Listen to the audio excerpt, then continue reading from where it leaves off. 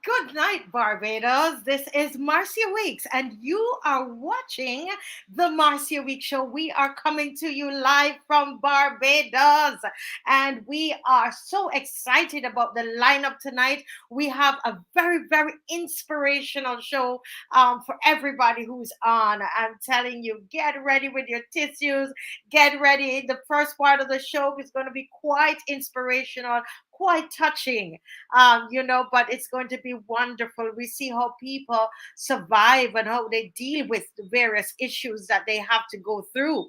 And then the second part of the show, we have Mr. Dwayne Grazette on, and he is going to be talking about the recently concluded CROPOVER, and he will be doing a review of it, and we will be going looking also at the review from the former Minister of Culture, Stephen Lashley. He did a write up in the newspaper. And so we're going to read from that tonight. And then the latter part of the show, between 9 o'clock and 10 o'clock, it's when we're going to ask you to get the link and come right in to say why you are tired of this government. If you are tired of the government, you come in. If you're not tired of the government, you can come in and tell us why you're not tired. That's okay. Why are you tired of the government? Take the link and come in and tell us. Express yourself tonight. Very important that you do that. Okay. So that is from 9 o'clock till 10. All right. So the link, I'm going to put the link. I want to say this up front very, very early so that you can you will see the link and you can come in. When I put the link there, I want you to copy. All right. So you're going to join the show with this link. Okay. And you do that at 9 p.m. Okay. At 9 p.m., you join the show with this link, because I'm telling you, we are not afraid. When we lose our fare, they lose their what? Let me see you write it in the chat. When we lose our fare, they lose their. I can't hear you. I don't see anybody put anything in the chat. Are you all hearing me? When we lose our fare, they lose their power. They lose their power. So there's no fare. Yes, power. Quite right. Good students. Good students. Yes, yes. Angela Ferguson, power. Anika says power. CG says power. Yes, Nikki said power. Power. They lose their power when we lose our fear. And that's what's happening in Barbados. It's happening right across Barbados. People are losing their fear. All from St. Lucie to St. Philip, wherever I go, people are messaging me. They are talking to me. They are, all over. I get messages. People are losing their fear in this country. And I tell you, the powers that be, regardless of the party, better be careful, because when we lose our fear, that's what the Kenyans taught us. They lose their power. And I tell you that the fear is going. The fear is going, Barbados. And I want you to be a testament to that between 9 o'clock and 10 o'clock tonight. Come on and say what is happening to you. There are so many families that are suffering, eating ramen and chicken cages and corned beef. Unhealthy. Corned beef is such an unhealthy thing to eat, and that is what a lot of people have to be eating: corned beef and ramen. Ramen is not even. It's something that's so processed. Huh? I was sitting down and thinking, oh, terrible that is to be eating so much of it. And a lot of families, that's what they can afford. Some families, they have the ramen and hot water and the little packet inside of there full of sodium to send up your pressure. And that is what we have come to in this country. what we have come to in this country is that we can't even get in our cars or in our vehicles to drive anywhere. You have to sit down and you have to think about what you're going to do. When you go to the supermarket, your head is hurting you because you are adding up, you're calculating the little bag that you take out and leave at the to put the groceries in, the little bit of groceries in the bag, the little flour and the rice and the chicken. Don't even mention the chicken. You buy the chicken, and the chicken is about 30% of, if you had $100 for your groceries for a week, the chicken alone is 30% of your food. Can you imagine if you have children? I was saying to my grown children, can you imagine when they were little? We would not, how would we have managed with 3 children? I want to hear from you tonight. How are you managing? You know, I call this is a ramen and corned beef government. That's what it is. And they're trying to tell us that things are good. They're seeking to tell us that things are good. They're trying to convince us that all is well, you know. Yeah. And I know I hit the ground running tonight because that is true. Cecilia Miller, welcome. And she's waiting to hear her boy, Dwayne. Yes, Dwayne, I spoke to him this evening and he should be coming on. And we pray all goes well and they don't try to stop him from coming on, technically. But Dwayne is coming on, and he's coming on primarily to talk about the NCF. Not the NCF, but the CROPOVER 50th show, and I that's what he'll be coming on to speak about tonight, and his suggestions and recommendations. As you know, he's a producer of a lot of events, and so he will be coming on as well. We'll also be reading that letter, the article, from Stephen Lashley. We'll also be reading that article from Stephen Lashley. Yes. Okay. Sorry. Okay. That's I just saw something here. Okay. Corrupt governments, nation of sweet talkers, he says. Lucinda Allen, good evening. Mystic Angel, good evening. Queen Bee, how are you doing? Ansel Seeley, how are you? Bajan Boy, good evening. Judy Jilts, how are you doing, Judy? Trust all is well with you. Trust all is well with you. Thank you so much for joining. Owen Hines, good evening. Good evening. Erwin Nurse, good evening. Mildred Ben, how are you doing, Mildred? CG, good evening. Good to see you, CG. Good evening. Sir Alfred Benjamin, good evening. Bim the Beautiful, good evening. Sandra Brewster, good evening. Anika Hope, how are you doing, Anika? Anika worked so hard for this show, and she's always pushing advertising for us. Junie Rock, Jacqueline Allen, good evening. Jefferson Sobers, how are you? Kevin Howell. Kevin Howell, how are you? Steve Moore, I haven't seen you in ages, Steve Moore. How are you doing? Tyrone Nurse, hey. Tyrone and Pauline Maynard. Aha. Tyrone, wonderful. Now, guys, I wanted to take a screenshot of this, and this is what you're going to use. This is a link that you will use to come on, right? This is a link that you would use to come on the show, all right? So you use that link to join the show, okay? All right, wonderful, wonderful, wonderful. All right, so guys, welcome.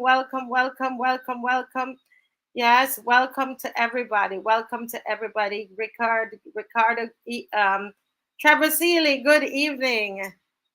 Oh, wonderful, wonderful. Good night, good night, good night. Yes, yes, yes. We are the true government. Good night, loyal opposition. Flo Joe Maloney. Good night, good night, good night. Ricardo Harris, good night. Oh, wow, wow, awesome. Rosemary Allen, good night. Bonnie Springer, good night. I haven't seen you in a long time. Tyrone Nurse, good night. Okay, guys, as you come on, please share, please share, please share, please share. We would appreciate that very much. Please share. Oh, wonderful. Wonderful, wonderful, wonderful, wonderful.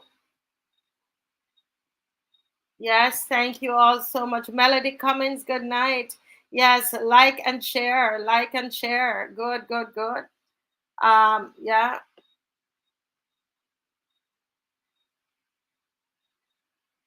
Like and share. Get up and stand up. Yeah, yeah, yeah. It's happening. It's happening, Steve. The people are standing up. I'm proud of my Barbadian people, and they're standing up and they're speaking out, and that is wonderful. And that is wonderful. Yeah. Mm-hmm.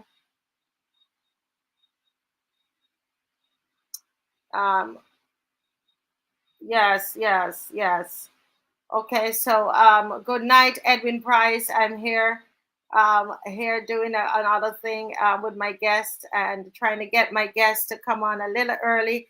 Yolanda and Sir Ruel, trying to get them to come on at 8. They were supposed to come on a bit later, but we don't have Glenn Murray tonight. We don't have Glenn Murray tonight, so I'm kindly asking them to come on at 8 o'clock. I'm sure they're going to see that in their WhatsApp message.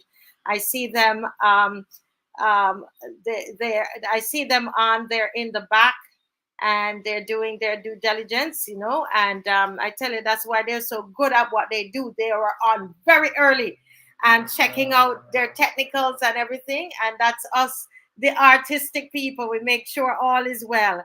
So I see them, they're fixing up, and they should be able to help me on and coming on a bit earlier at 8 o'clock, because we do not have Glenn Murray on tonight. All right. Very, very good. That is wonderful. That is wonderful, wonderful, wonderful. Very well done. All right, guys. So let's go into the national anthem. Yes. So we're going to play our national anthem tonight, and oh Lord, I am beaming. I am just, I love when I feel that joy, and then I feel that strength, and I know that something major is going to happen tonight. There's a shake up that is happening tonight, and I'm excited about it, very excited about it. So let me just go right now into the national anthem.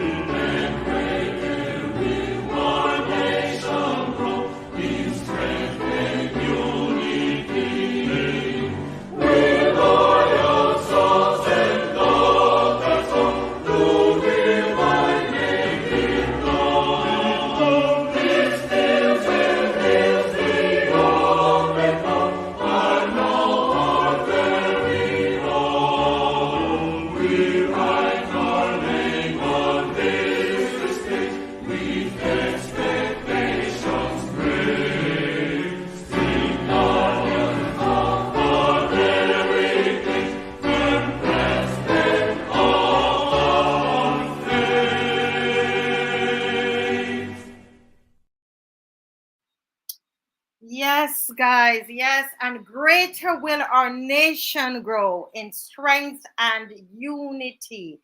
And greater shall our nation grow in strength and unity. And that's why we have this show. We have this show. We come on each night, not because we want to create trouble for anybody. We came on because we believe that there needed to be an opposition. You remember? It's all about us being that opposition. We understand that, it is important for any true democracy that there be opposing voices. There be people that are asking questions. And there is nothing wrong with that. Nothing wrong with that at all. Our aim is, and greater will our nation grow. How will our nation grow if there's no opposition? How is that going to work? Huh? How is that the nation is going to grow? How are you going to grow even as an individual when there is no criticism? When there's nobody there to be able to say, you did this wrong. Or look at it this way.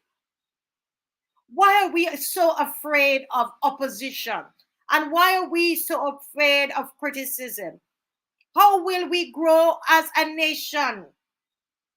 Why are people happy and wanting a one-party state where it's only one party? Do you think, how healthy is that? Even if you are, whatever the party you're from, if you only want your party alone, you're selfish.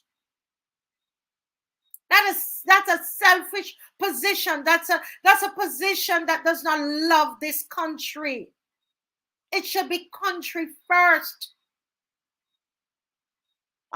And when we say country first, we mean people first, because people make up the country. And so when there are issues that affect the people of this country, then we have to speak up regardless of the party that is in power. And that is what we're saying. Yes? That's what we're saying. The voices become, all 280,000 of us become the voice of the opposition. We're not waiting on Mr. Thorne in there. Yes, we're grateful for him, but we're not going to sit and wait on Mr. Thorne. We have something to say. In fact, we should be leading and Mr. Thorne picking up on what we're saying and taking it into the parliament is what should be happening. And we have told him in no uncertain terms, based on the polls that we have done, 97% of the persons polled, based on the polls that we did, that 97% of the people, they're saying that they want housing to be on the agenda, and not later down, but they want it on the agenda now, the current agenda for the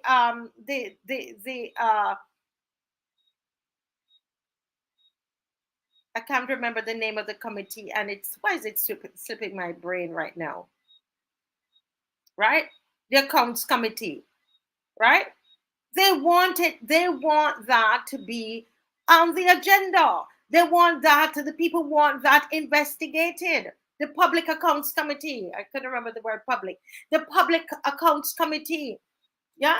They want that to be on the Public Accounts Committee. And that's what the people are asking for, 97%. And any democratic government will listen to that because the people are speaking. And the people have been polled, and 97% of them want that to be on the current agenda of the Public Accounts Committee. They want Kensington Oval, the spending of Kensington Oval, to be investigated by the Public Accounts Committee. They want that on the agenda. Yes, they do. You see what I'm saying? So your voice is so important. Your voice is not there to make trouble. Your voice is to make sure that, as the anthem says, and greater will our nation grow. It's important that we remind ourselves about that.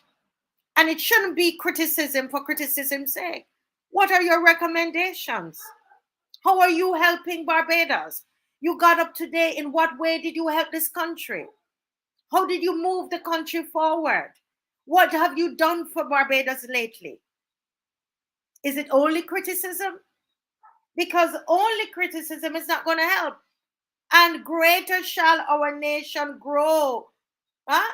You have a plant growing, you're going to go and you see some bugs, you're going to take the bugs off, right? You're gonna, okay, no, I need to trim here, I need to cut here, I need to prune here on the plant. And all that time, the plant is feeling the pain, because you're pruning it. Huh? But then you put a little fertilizer, you make sure you put water, you make sure you put sunlight. And so while you criticize and while you find the issues that you see wrong, always ask yourself that question: what am I doing for my country? How am I making my country great? And I'm picking that line from the anthem, not from Trump, if you came to listen. And greater will our nation grow in strength and unity. Yes? So while we critique, I'm going to ask everybody who is on, ask yourself, what have I really done for Barbados, for my country? When was the last time I did something and it was something I did deliberately to help my country grow? Criticism alone will not grow the country. Yeah? Criticism alone will not grow the country. If you don't speak up, that is not growing the country, because you still need to speak up and to voice your opinions. Okay? But also, you got to put the water, and you got to put the sunlight, and you got to put the fertilizer, and you've got to do some things to build the country. Are you working with the youth? Are you working with family? Are you working in the community? We have a whole set of crime and violence, and it's increasing, and we're going to talk about that tonight. What is your contribution? What are you doing about that? Yeah. That's the big question. That's the big question that we need to ask ourselves. Okay? Yes. And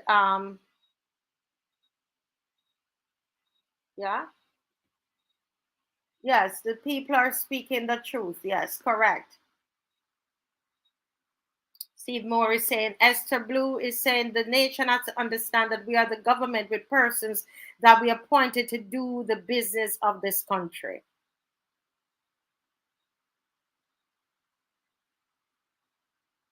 When it is a one party, we'll have no one to speak up for us. It will be led by a dictator. That's what we're trying to say.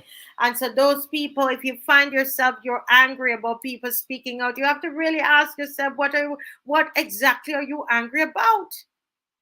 Why shouldn't people speak up?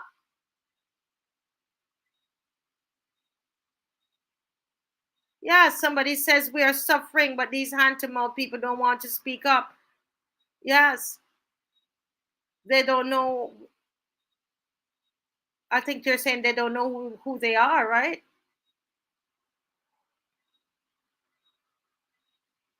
Yeah, we don't want a dictatorship at all. No, we don't want a dictatorship. Just reading some of your comments here. Rawl Broom says, lockdown pleasant. Good night, family. One love.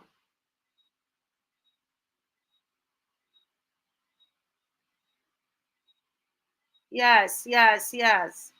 Yes, folks, it is so important. Now, I want to just I saw something here someone sent me today, and I really it's about the workers at NCC. And Mr. Franklin is not on tonight. He's going to be on Friday night. So he's going to be on the show. He's going to come on Sundays and on Fridays.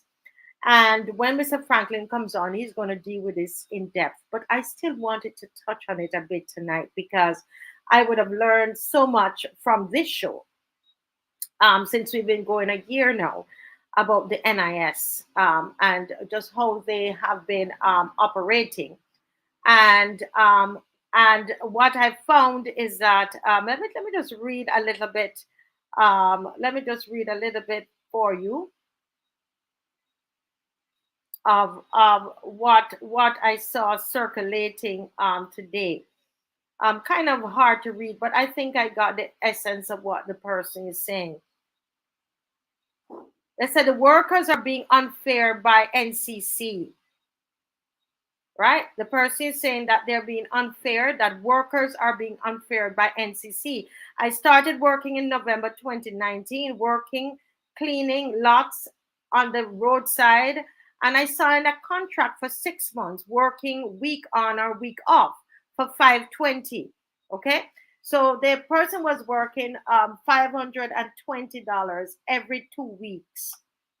So try to imagine that.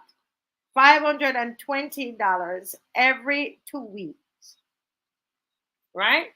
I mean, this is that alone is very tough. So they're working $520 every 2 weeks, so that is $260 basically they will have per week. Okay, so they're because they work 1 week on and 1 week off. All right. And they're saying that no NIS was being taken out of their pay, right? Now the issue is that these people, they've been working for over 2 years, and they went to pay their NIS, and they were told that their employer didn't put anything in place, right? So the reason that they went they said they went to pay their NIS, but their employer had not put anything in place. So that word employer, and tells me that these persons did not see themselves as self-employed. They saw themselves as employees. Oh, Mr. Franklin says I'm not on, but I'm watching, and I am trying here, Mr. Franklin, to this person sent this to me, and I let them know you're going to give them a full explanation about this, but I wanted to kind of sound the alarm to people, just at least to read to us what these people are going through, what our brothers and sisters at NCC who clean the roads for us, so that when we drive, we're not driving in trees or coming over into the roads, etc. And you know what? I go to NCC when I have to pay for the various events that we're doing, whether it's a roadside parliament or the march or whatever, and they're so warm and wonderful. I cannot say I've met a rude employee at NCC. Really and truly, no. The persons outside with the shovels, if I have to go and buy my plants, those women are the beautiful spirit. I don't know. I don't know if it's what I give off, they give me back. But no, I commended to Dave. I said, these people are the sweetest, so humble and nice people. And they're just regular Barbadians like you and I. And they work with the ground, with the earth. And I was saying to Dave, I said, I wonder if they're that sweet and lovely because they work with the earth, that connecting with nature. And so that is why, even though Mr. Franklin is not on, I wanted to say something tonight about these people, these workers. And I don't want to say these people, the workers at NCC, and how wonderful I find that they have been. There's a Miss Holder there in the office, and she's been very gracious to us. And all the workers, even the ones that don't know us, and you go there, they treat you so well. So I read this today, and I know that I remember that this is just like Rachel, who fell in the well. You remember that?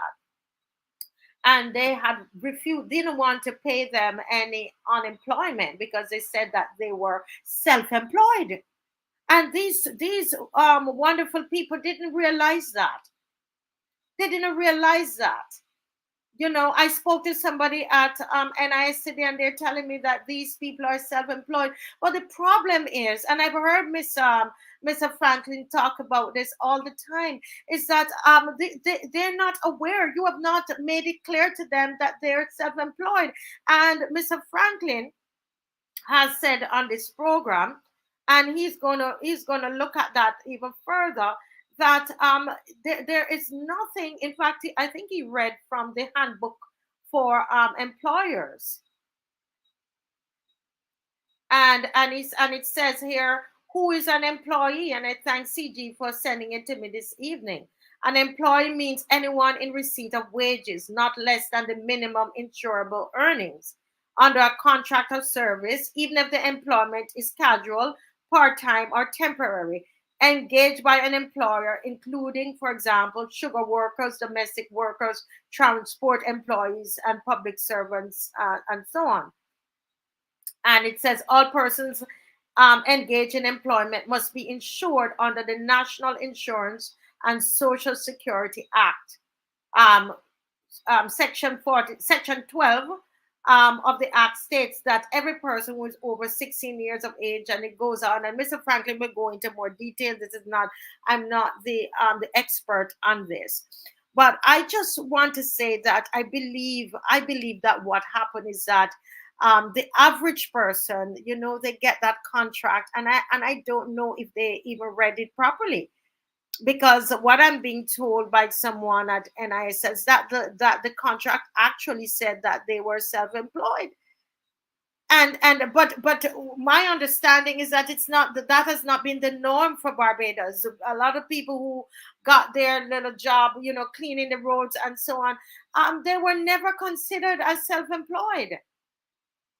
So it's only fair for these workers not to have understood that they were self-employed. And my thing is, why are they treating people like this? Why was it so shabbily done?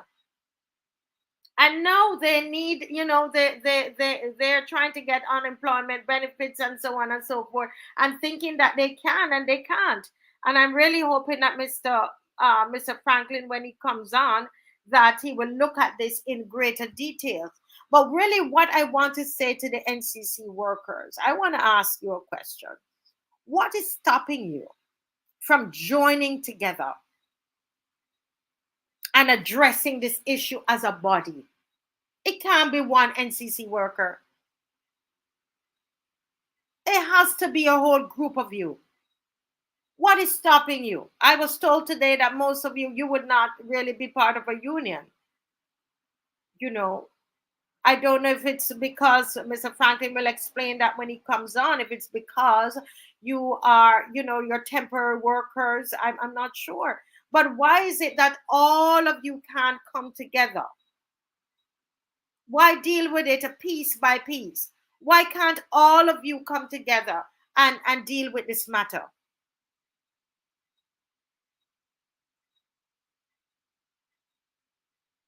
That's what I'm saying. You know, why can't you all come together? And yes, Jacqueline, is so low. It is so low. And when you go to the supermarket, right, and you have to think about it. Let's do some calculations here tonight. So let's talk about the Mottleys ramen, Mottleys ramen, and corned beef government, because this is what it is. This is what we have been, what we have come to in Barbados, right? A family of three. Now these people are getting $520, and they work 1 week and don't work the next week. What can they? Are you still oppressing a group of people like this? Why are you so oppressive of the people? I remember Mr. Franklin said that it's because of the IMF, and what the IMF is now required, that, you know, that they don't employ anybody else. So instead of laying off people, or, you know, not, you know, they decide everybody, they're going to make people in the public sector self-employed. So these are all the squeeze of the IMF, because they won't stop taking the people's money. They won't stop borrowing the people's money. And then, so what's happening? We're suffering. And you know what is sad about it is that we can't see anything. We can't benefit. We don't see the benefit of the money. We go to the supermarket. It's not helping us. Where is all of this? How the borrowing is helping us? When all we could afford to pay these people $520. Every 2 weeks, they get $520. What can that really buy in Barbados? Think about it. They better don't have any children. If they have any children, what is that? What would they eat if they're a single mother like Rachel was? Single mother working for this amount of money here, right? No bathroom they didn't provide for this for the workers. I hear now they're putting up some toilets on the roadside for them. But by that time there was no toilets. And the woman went to use the bathroom, fell in the well, right, 30 feet, and they're not even that. They didn't want to take care of anything for her. And up to now, they have not done right by Rachel. Why do we think they're going to do right by these NCC workers? Because in their mind, they're nobody. They put on these big parties, okay? They just put on a lot of parties for people. And the kind of food that they're eating at this party, and the wines and so on. And these people, these people who are cleaning the roadside. First of all, you're underpaying them. You're giving them this little bit of money.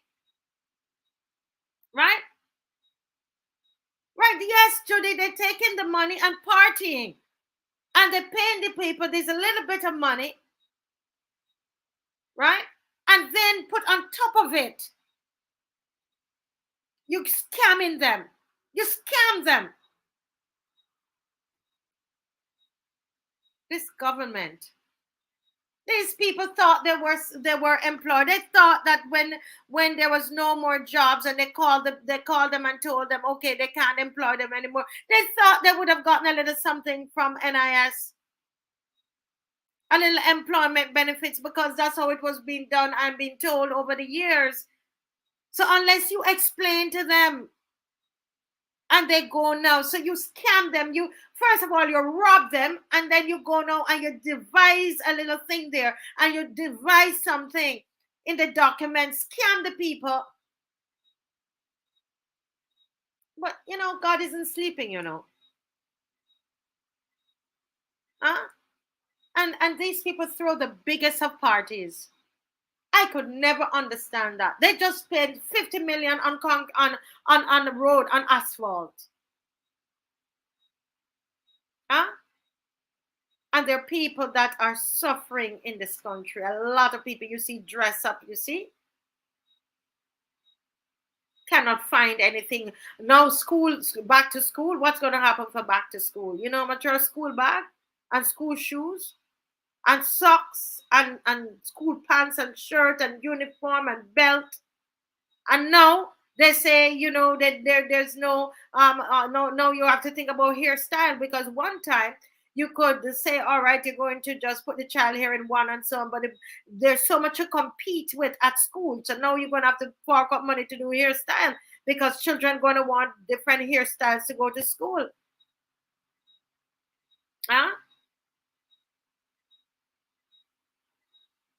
I believe that we should be a lot better, Hasbro. We should be a lot better. We should be a lot better.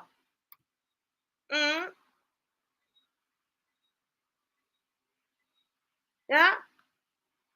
We should be a lot better with all of the money that is coming. They spend all this money on concrete and steel and asphalt, everything else. And these people from NCC, these wonderful people, the way they're treating them, it's horrible. They have been robbed twice. They robbed the people twice. They need investigating. This would be like those sweatshops. or those places in India where they have the people working for these big companies and big brands.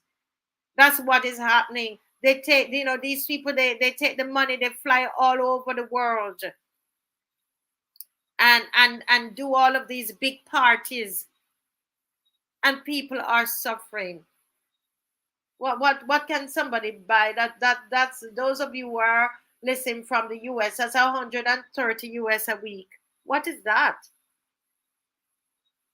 Huh?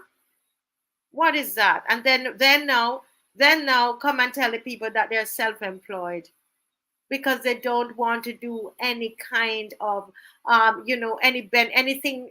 They don't want to do anything for them. They don't want to be responsible for them. Don't want to pay them any unemployment. They don't want to pay them any disability. They don't want to do anything for them. And as I said, Mr. Franklin will go into this in more detail when he's on, right? Right, Jacqueline, Aline is saying, listen, come on, make we talk and be real. Barbados, 250, $105 a week. No one can, well, it was 260, so 100 and something pounds a week. No one can survive on that. And groceries are more expensive here.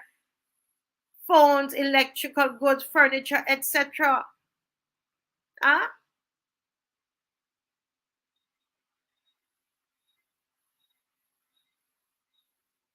Yeah. But they go to the IMF and they take the money, and we cannot see anything positive that they're doing with the money.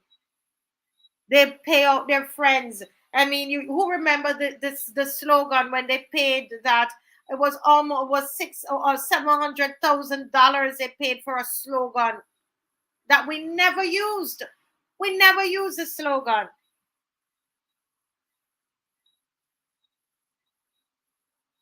right? We never use the slogan. And I understand that sometimes you have to put money in the economy so that it will generate more jobs and so on. I understand that. But what they're doing, we're not seeing it. We're not seeing it. We're not we can't say that all those persons that they say, for example, you take the vendors that they put there on Broad Street in the middle of World Cup. Nobody was there to buy anything from them. I'm not even going to touch the crop over until Dwayne comes on, right?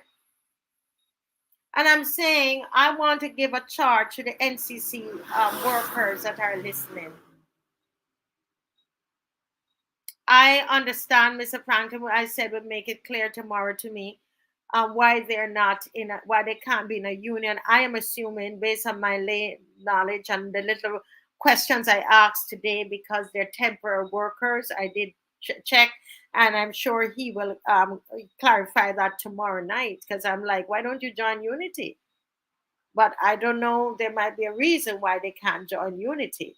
But I'm saying is that they need representation, and there are some of you out there.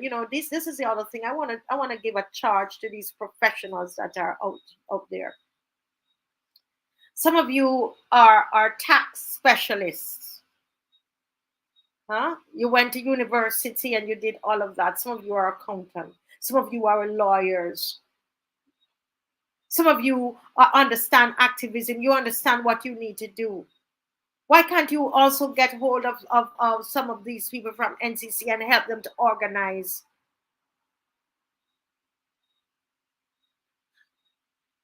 I can never understand it. Why we can't reach out and help one another. Do you understand how frustrating it is to these workers now? They're thinking that they're employees, hearing now they're self-employed because they came up with a scheme to scam the people. Huh? They came up with a scheme to scam these poor people. They pay them little and nothing, and then scam them on the back end of it.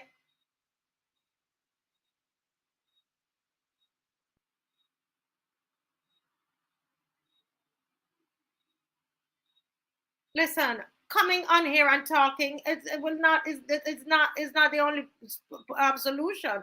They have to get together and as a group, right? Go to the government about it. You voted for them, didn't you? Didn't they tell you that it will be a better tomorrow? Aren't you the same one that you said it was going to be a better tomorrow? So now when this is, you are going through this, why are you going to naked departure and sending it to me? Did I promise you a better tomorrow? Did I tell you that I care? Did naked departure say that they care? Who told you that they care? You remember who you voted for? The NCC workers. No, I'm talking to you. You remember who you voted for? Didn't they tell you that they care? They told you that they cared. So why are you coming to us now? Why you don't go straight to them? Why you not lining up to go straight to the people who told you that they care for you when you gave them your vote? You line up in the hot sun, NCC worker. You remember that? When they came for you and they gave you the $100 and the $200 and packed you up in vehicles and took you to the polling station. You remember that? You remember when they gave you the red shirt? Huh? You remember when they came and gave you the bag of groceries and the care packages for you to vote? You remember? So why are you not going to them? Why are you going to naked departure? And why are you sending it to me? And why are you sending it to this other person over here? And trying to knock down Caswell Franklin door. Why you don't go to them?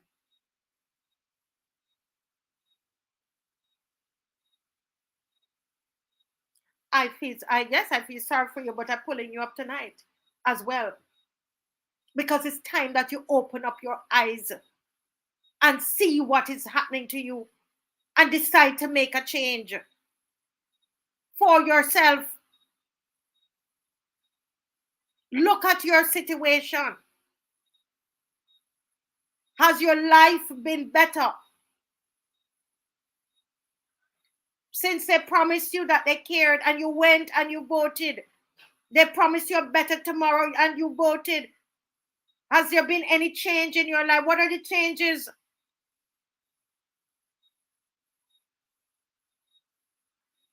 And regardless of the government, the last time the other government was in and was given trouble, you all decided that you were going to take them out. So what is wrong with, what is so different now? Why are you so scared?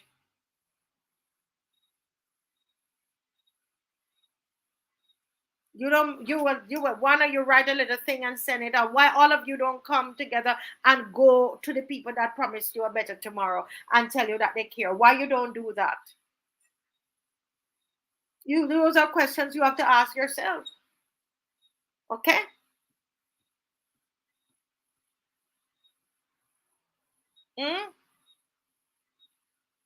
That's right. They want other people to help them to fight their battles.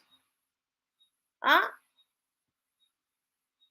Yes, they get red shirt, a cap, and $300 on food and enough drinks down East Coast. It's the same people that had you walking up down at East Coast there when they had their anniversary. I can't remember the month. And it was your money that was supposed to help you and could have paid you a little bit more and could have ensured like they were giving you years ago when they did not make you self-employed and you could have get a little benefit when you unemployment. You could have gotten a little something. Hey, they take it in and they brought in, it was Morgan Heritage they brought in, you know how much money to bring in these people. And you were down there with the free food. Huh? And walking up down there and everything and partying. And now this happened, you don't know who to go to. Why can't you come together as a group and decide to go to that person or to those people that promised you a better tomorrow? Are you having a better tomorrow? Or are you feeling cared for right now? Do you really feel cared for?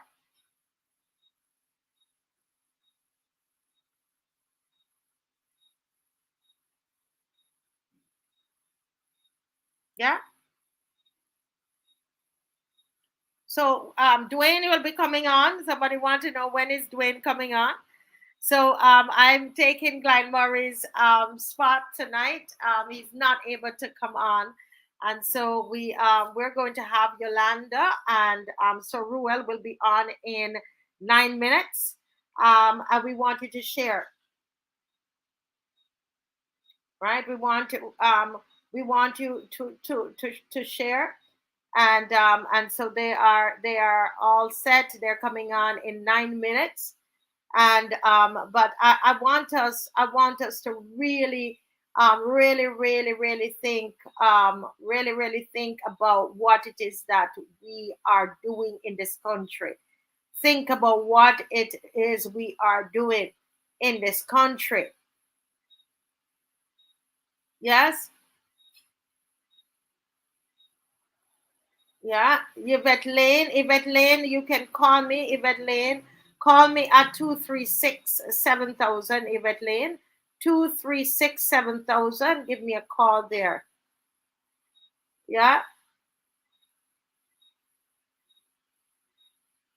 Yeah. So I want you to, since in the last 5 years, have your life been better? Did you see the better tomorrow yet? Has it been manifested yet for you? Do you feel cared for? School is coming up, right? You feel cared for. When you go to the supermarket, you feel cared for. When you see them flying and the Dubai trips, and you see the big party, the lavish parties that they are. I mean, the kind of parties that they're do you feel cared for? Those are the things that you need to ask yourself. There's so many more, but I want you to remember to call in between 9 and 10 tonight, and you're going to say, tell us if you're tired of the government. Call in between 9 o'clock and 10 o'clock tonight. Not call in, but the link is there. Let me look for it again while we get ready, as you are.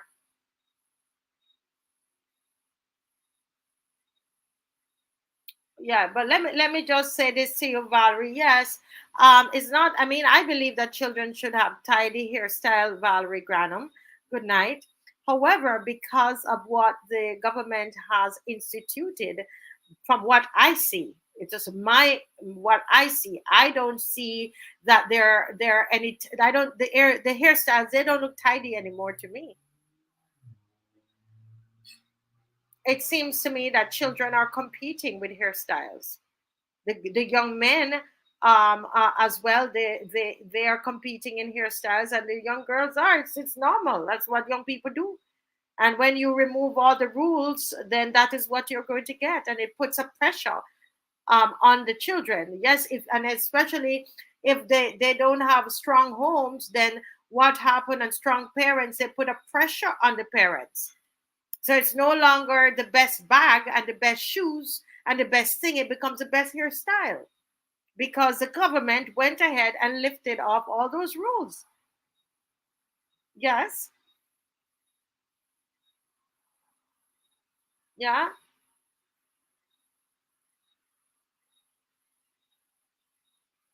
So yeah, important. Okay. So at 9 o'clock, we want you to call in. Again, Dwayne Grazette will be with us tonight at 8:30, and Yolanda and Sir Ruel will be with us at 8 o'clock in 6 minutes. Okay. I want you to feel free to take the link, and I want you to call in on the link.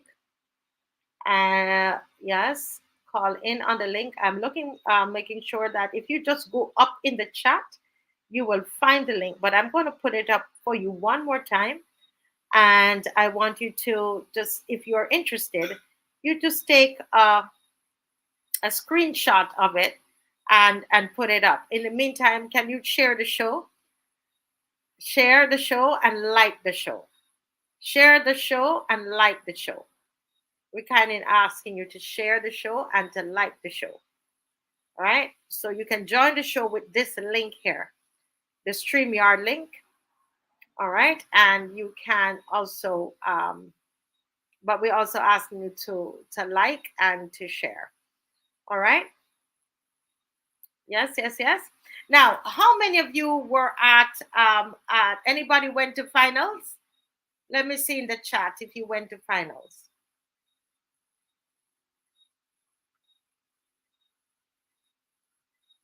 Anybody went to finals? Who went to finals? All right. Well, you must have heard this song, A Single Bullet.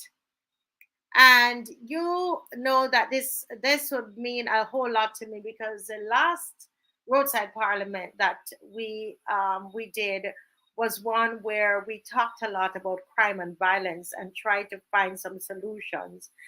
We involved a lot of young people in that roadside parliament. We also had Miss Jacqueline Caesar, who lost her child to violence.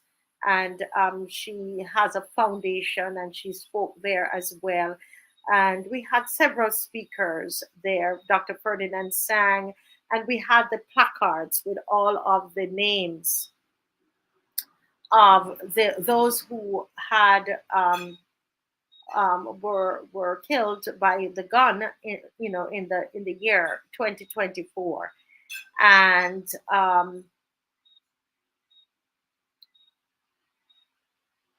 it was a very, very moving. It was very moving. The event was extremely moving. That we had, especially when we had those placards with the names, and CG, she did a beautiful job of taking the time to do their names up very well and put a butterfly on it. And we wanted to humanize all of these young men. And there's one young lady. We wanted to humanize them. We didn't know. I felt that they must have families. They must have, probably had children.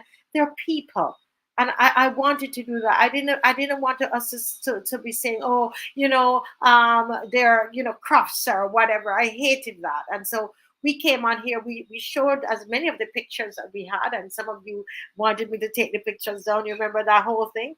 But I felt no, we needed to show the pictures, and we needed to see them. We need to realize that they're human beings, or were human beings, and they left people here mourning for them. And right there at the roadside parliament, when we put up the placards with the names of those young men who passed, someone in the audience just started to scream out, and she just was crying, and it turned out it was the grandmother of one of the grand aunt, I think, or grandmother of one of the persons that were featured on the placard. And it just underscored for me that the importance of doing that event. And then only last week I realized that I also knew another mother that I wasn't aware that it was her son.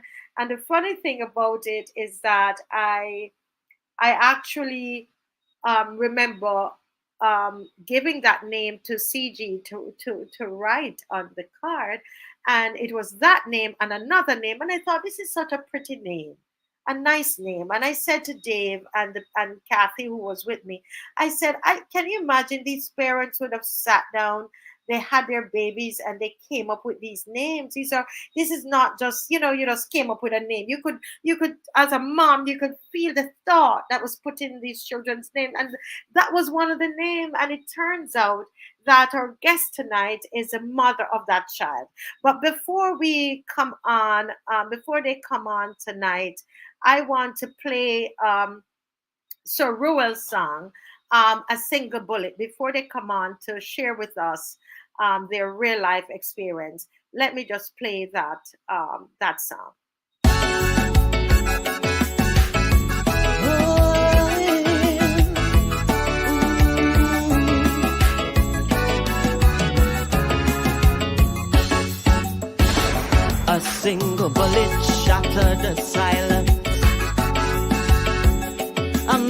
is dead in the road. A son, a brother, a father, a friend. This is a heavy load. A single bullet shattered the silence. Now a dad is missing his son. With these bullet holes in each child's body, he can't help but let the tears run. We say Black Lives Matter, but you take out your own black brother. You did not consider the pain it would cause. A double action revolver, premeditated murder. You pulled the trigger, a precious life was lost. When will it end? It got to end. These ugly blood stains marking up we streets. It got to end. It has to end. These brutal shootings of a young black man. It has to end. It got to end. Whoa. Ay, ay, yeah.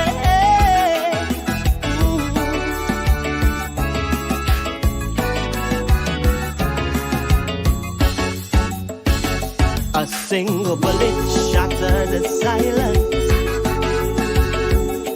Killed the relationship between he and his mom. Crushed up on, broke her heart as she held her dying son. Oh, a single bullet shattered the silence. Snatched the man away from his children. This world is full of gun violence. Some young men are facing a tragic end. I say young lives matter. Gunshots cause neighbors to scatter. You did not consider the anguish it caused. Semi-automatic revolver. You cold-blooded murderer. Who pulled the trigger? A valued life was lost. When will it end? It got to end. These ugly blood stains marking up we streets. It got to end. When will it end? These brutal shootings of a young black man. It has to end. It got to end. Oh, yeah.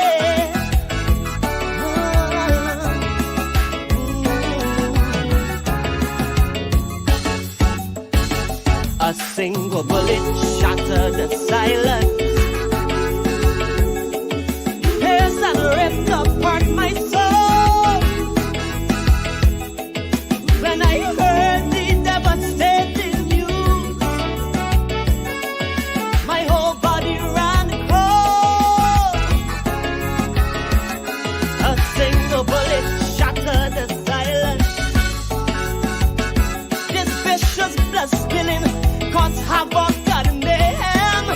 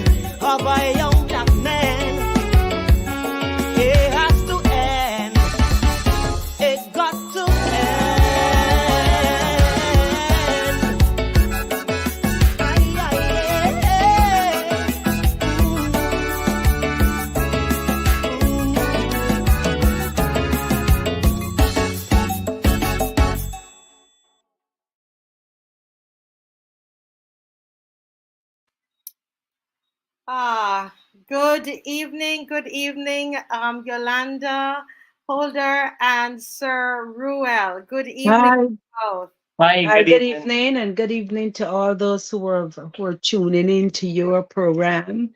Good Yes, evening. ma'am. Yes, ma'am. Oh my goodness, I have known you two for so many years. Mm, As long as yeah, I've been in Barbados, I've known you in yeah. the theater circles, and I would see this little young man walking behind you everywhere, and Mm-hmm. and so it's wonderful to have you both. Sorry, the circumstances under which Yes, we're coming yes. together. But as an artist myself, I know that this is an outlet for you, Mm-hmm. both of you, and so Yeah. I understand that. But Saruel, I must say, I sat here and I was listening to your song, and I tell you, if wasn't on the show and had all of this makeup on, I tell you, I the tears are there. I'm still in my nose there, as in Mm-hmm. my body. You could well written, sir, and Thank you. I followed the verses and what how you dealt with it and how it was composed. Um, Mm-hmm. very well done, very well done. I didn't get the chance to see you do it live, but I know Wow. people messaged me afterwards, and Bubbles is saying that you were brilliant. Apache Thank is you. saying that you were brilliant on both judging night and at the finals. Yeah, And thank you. you know, and Bubbles says when I first heard the song, I was in tears because that's what happened to me as well. Having three Yeah. family members killed one time, it's still hard on the family. Mm-hmm. Goodness. It's that I'm sure it's not easy, but I wanted to start by just complimenting you on the song. Yolanda, Yes. I see you as a comedian. You know, Uh, you're into theater and you're a comedian. mm-hmm. And at no time did I think that you had lost a sister. So, can Yeah. you talk to me about it's a single bullet, and both of you have had the experience, right? Um, Yes. so can you take us from your first experience with that? Well, what am I saying? It's the experience of both of you with that Mm-hmm. first bullet. Can you take us through that, command? All right. So it was on. You talking about the song or the experience of him? The Of experience, the actual experience of losing someone. yeah. Okay. By yes. So it was on the 14th of February. It was a Wednesday, and I was at his name is Dario. We call him his name is Dario John Luke, but Hmm. we call him John Luke. Hmm. So I was at John Luke's dad's house, and I had just gotten up. I had John Luke's daughter with me, and then we heard these shots ring out, and it sounded to me as if somebody was hitting the paling. And then somebody came and said, "It is John Luke." And I got my shoes on. I told her grandfather to hold on to her. And I ran out, and as I was running, I was saying, shouting and saying, stop the bleeding now." At that point in time, the truth is I did not hear six um gunshots. I probably heard two. Don't know if I'm not sure what happened there. By the time I got to him, he was on the ground, and there was blood on his arms. There wasn't any blood in his chest, but um he was there lying, and I said, "John, look, mommy is here." We got a a vehicle then, and I went with him to the hospital. The guy that was in the back with him was praying, and I asked him if he was still breathing, and he said yes. But the truth is, I don't think John was breathing at that time. I think he had already passed, but I guess it was hope. There was hope that yes, he was still alive. And we got to the hospital. Um, he went straight in. And when he got in there, I went in with him. Then they closed off the door, told me I couldn't come into the other room. And in a few minutes, the doctor came and said, you know, he had passed. And you know, the shock of it all. People said I was extremely good. I didn't cry when they told me that. I did a big sigh. I remember that. I didn't cry. I said I wanted to use the phone. I wanted to call my mom and let her know. Mm-hmm. And to me it was pretty good. Then they said they were going to clean him up, and they called us to a room, and I cried then, and I touched him up, and that was the end of that part of it. Yes, if you can stop. I don't want to. Mhm. Yeah. Yeah, you can pause, and Sir Ruel, Chad can pick up there, because Chad, and thank you for being so vulnerable, and I'm really hoping that out of this, that someone will get strength, because you are somebody who's given so much to Barbados and always make us laugh. We Yes. always have you laughing, Mhm. and you Mhm. always have us laughing. I'm sorry, and you're always so excellent. You and Jennifer, whenever you're Thank on you. stage, Thank you you very know you're much. going to get excellence. Thank you. Again, our deepest condolence. And I want, before Sir Ruel speaks, I want Barbados to begin to take a different approach when you hear that one of these young men have died. I want you to take a different, Mom, I want people to take a different approach. I want your Mhm. mindset to be different. Okay, I'm Yeah. hoping that that is what will happen. So, Ruel, you how are you related to John Luke, And that's my brother. your brother, Yes, Mhm. please. and he's your older brother or younger brother? Younger brother. He was the last.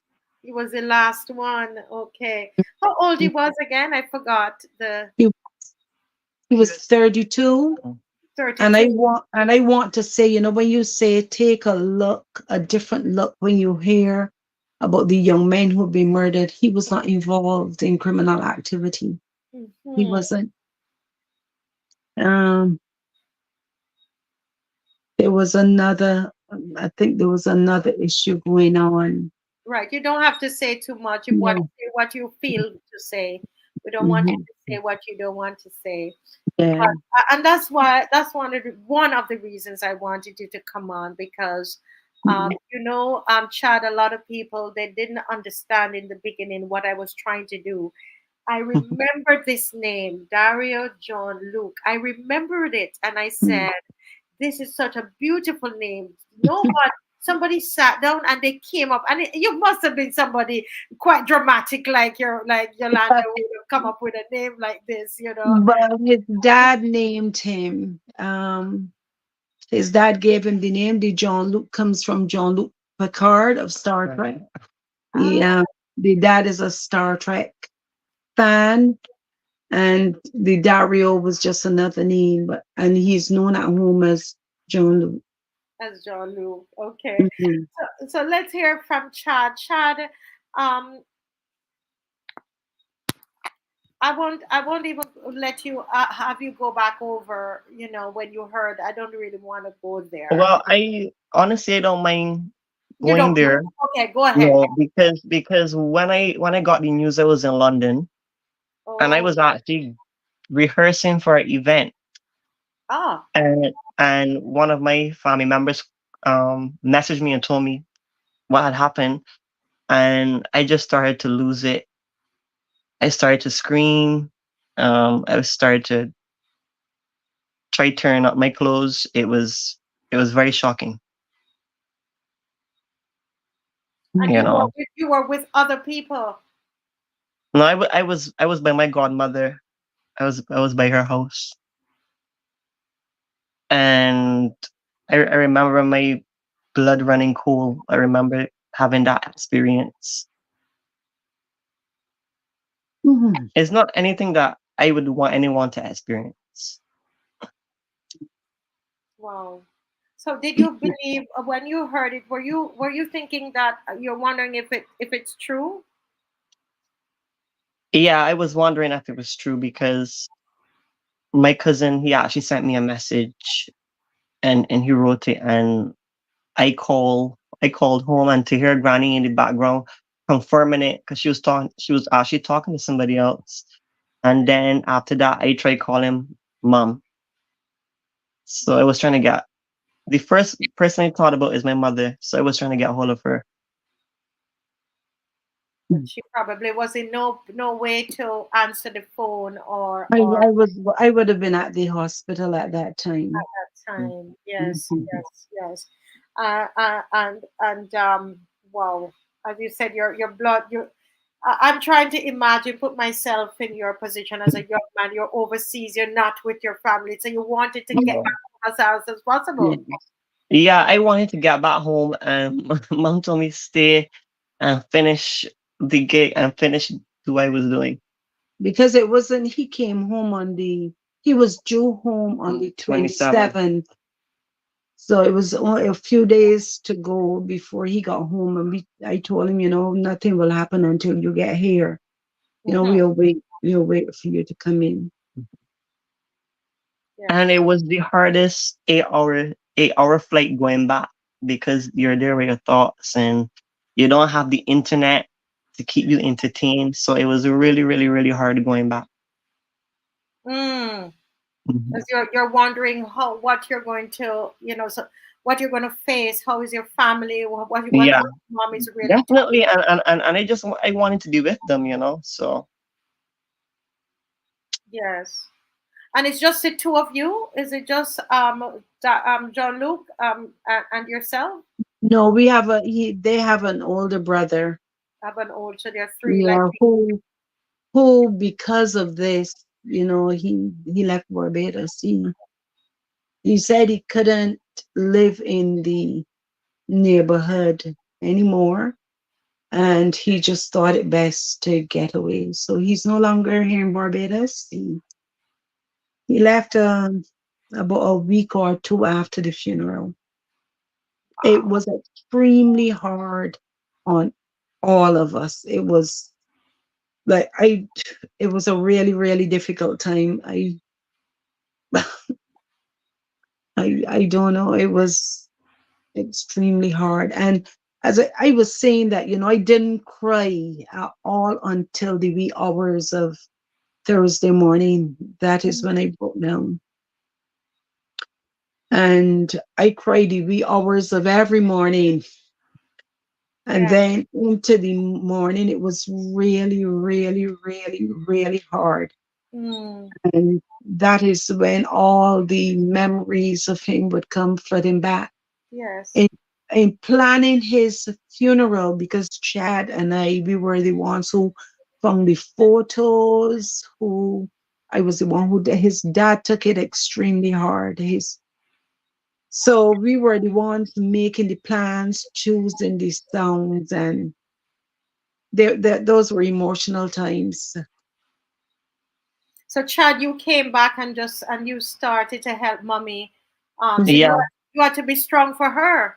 mhm, yes, definitely. We had to be strong for each other. mhm. Yeah. Yes, yes, yes.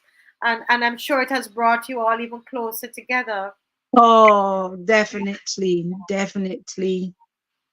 Because you never know. I remember seeing John Luke that morning, and I told Chad, I told the older brother, I said, there was something about how he looked when he was there with his daughter that said something. He didn't feel as if everything was okay. Mm. But that's hindsight. Mm-hmm. It just it Yeah, just seemed as though everything wasn't okay, as though yeah, he had something on his mind. And so, yeah, but yeah. I want to tell you how the how the song started. The song started, but before you Mhm, get there, we want to get there. How are you doing now? I want to ask Ruel, Chad, mhm, because a lot of times, I feel like he is carrying a lot. That's how mhm, looking at this picture before me, he's mhm. being a really strong son. So, Yes. Ruel, how are you doing? How are you Well, doing? I'm holding on, and I take every day as they come. You were in therapy. I did therapy also as well, so I believe that that helped to a certain extent, but it could never take away those emotional scars, you know. Yes. And mom, have you done therapy as well? No, I haven't done therapy. I as Chad, I live one moment at a time. And I keep telling people like this year I did not MC the House of Soca tent. That is our tent. Yes. But I chose not to MC it because I still have my moments. So Mm-hmm. I didn't want it to be a time when I had a moment and I couldn't go back on stage. So, but my moments are short in Yes. that, it comes to mind. I remember recently I went to the doctor and I came out of, was I was coming from seeing the doctor, there was a young man sitting down with his head down and he had on a bucket hat, which is a hat that my son would always be in because he thought he was going bald and he didn't like it at all. So he would always wear a hat. And that when I saw the bucket hat, I had a moment. Yes. But by the time I got to the front of the waiting area, that moment had passed. Yes. Yes. So Oh, and ever God so is helping often, you. God is helping you. yeah, ever So so often, yeah. I still have moments. Yes.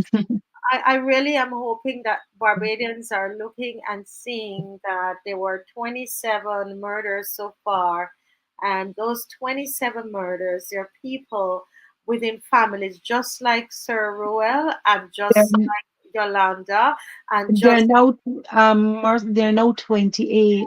no 28. Yes, ma'am. Thanks. Somebody was murdered on Yeah. Saturday.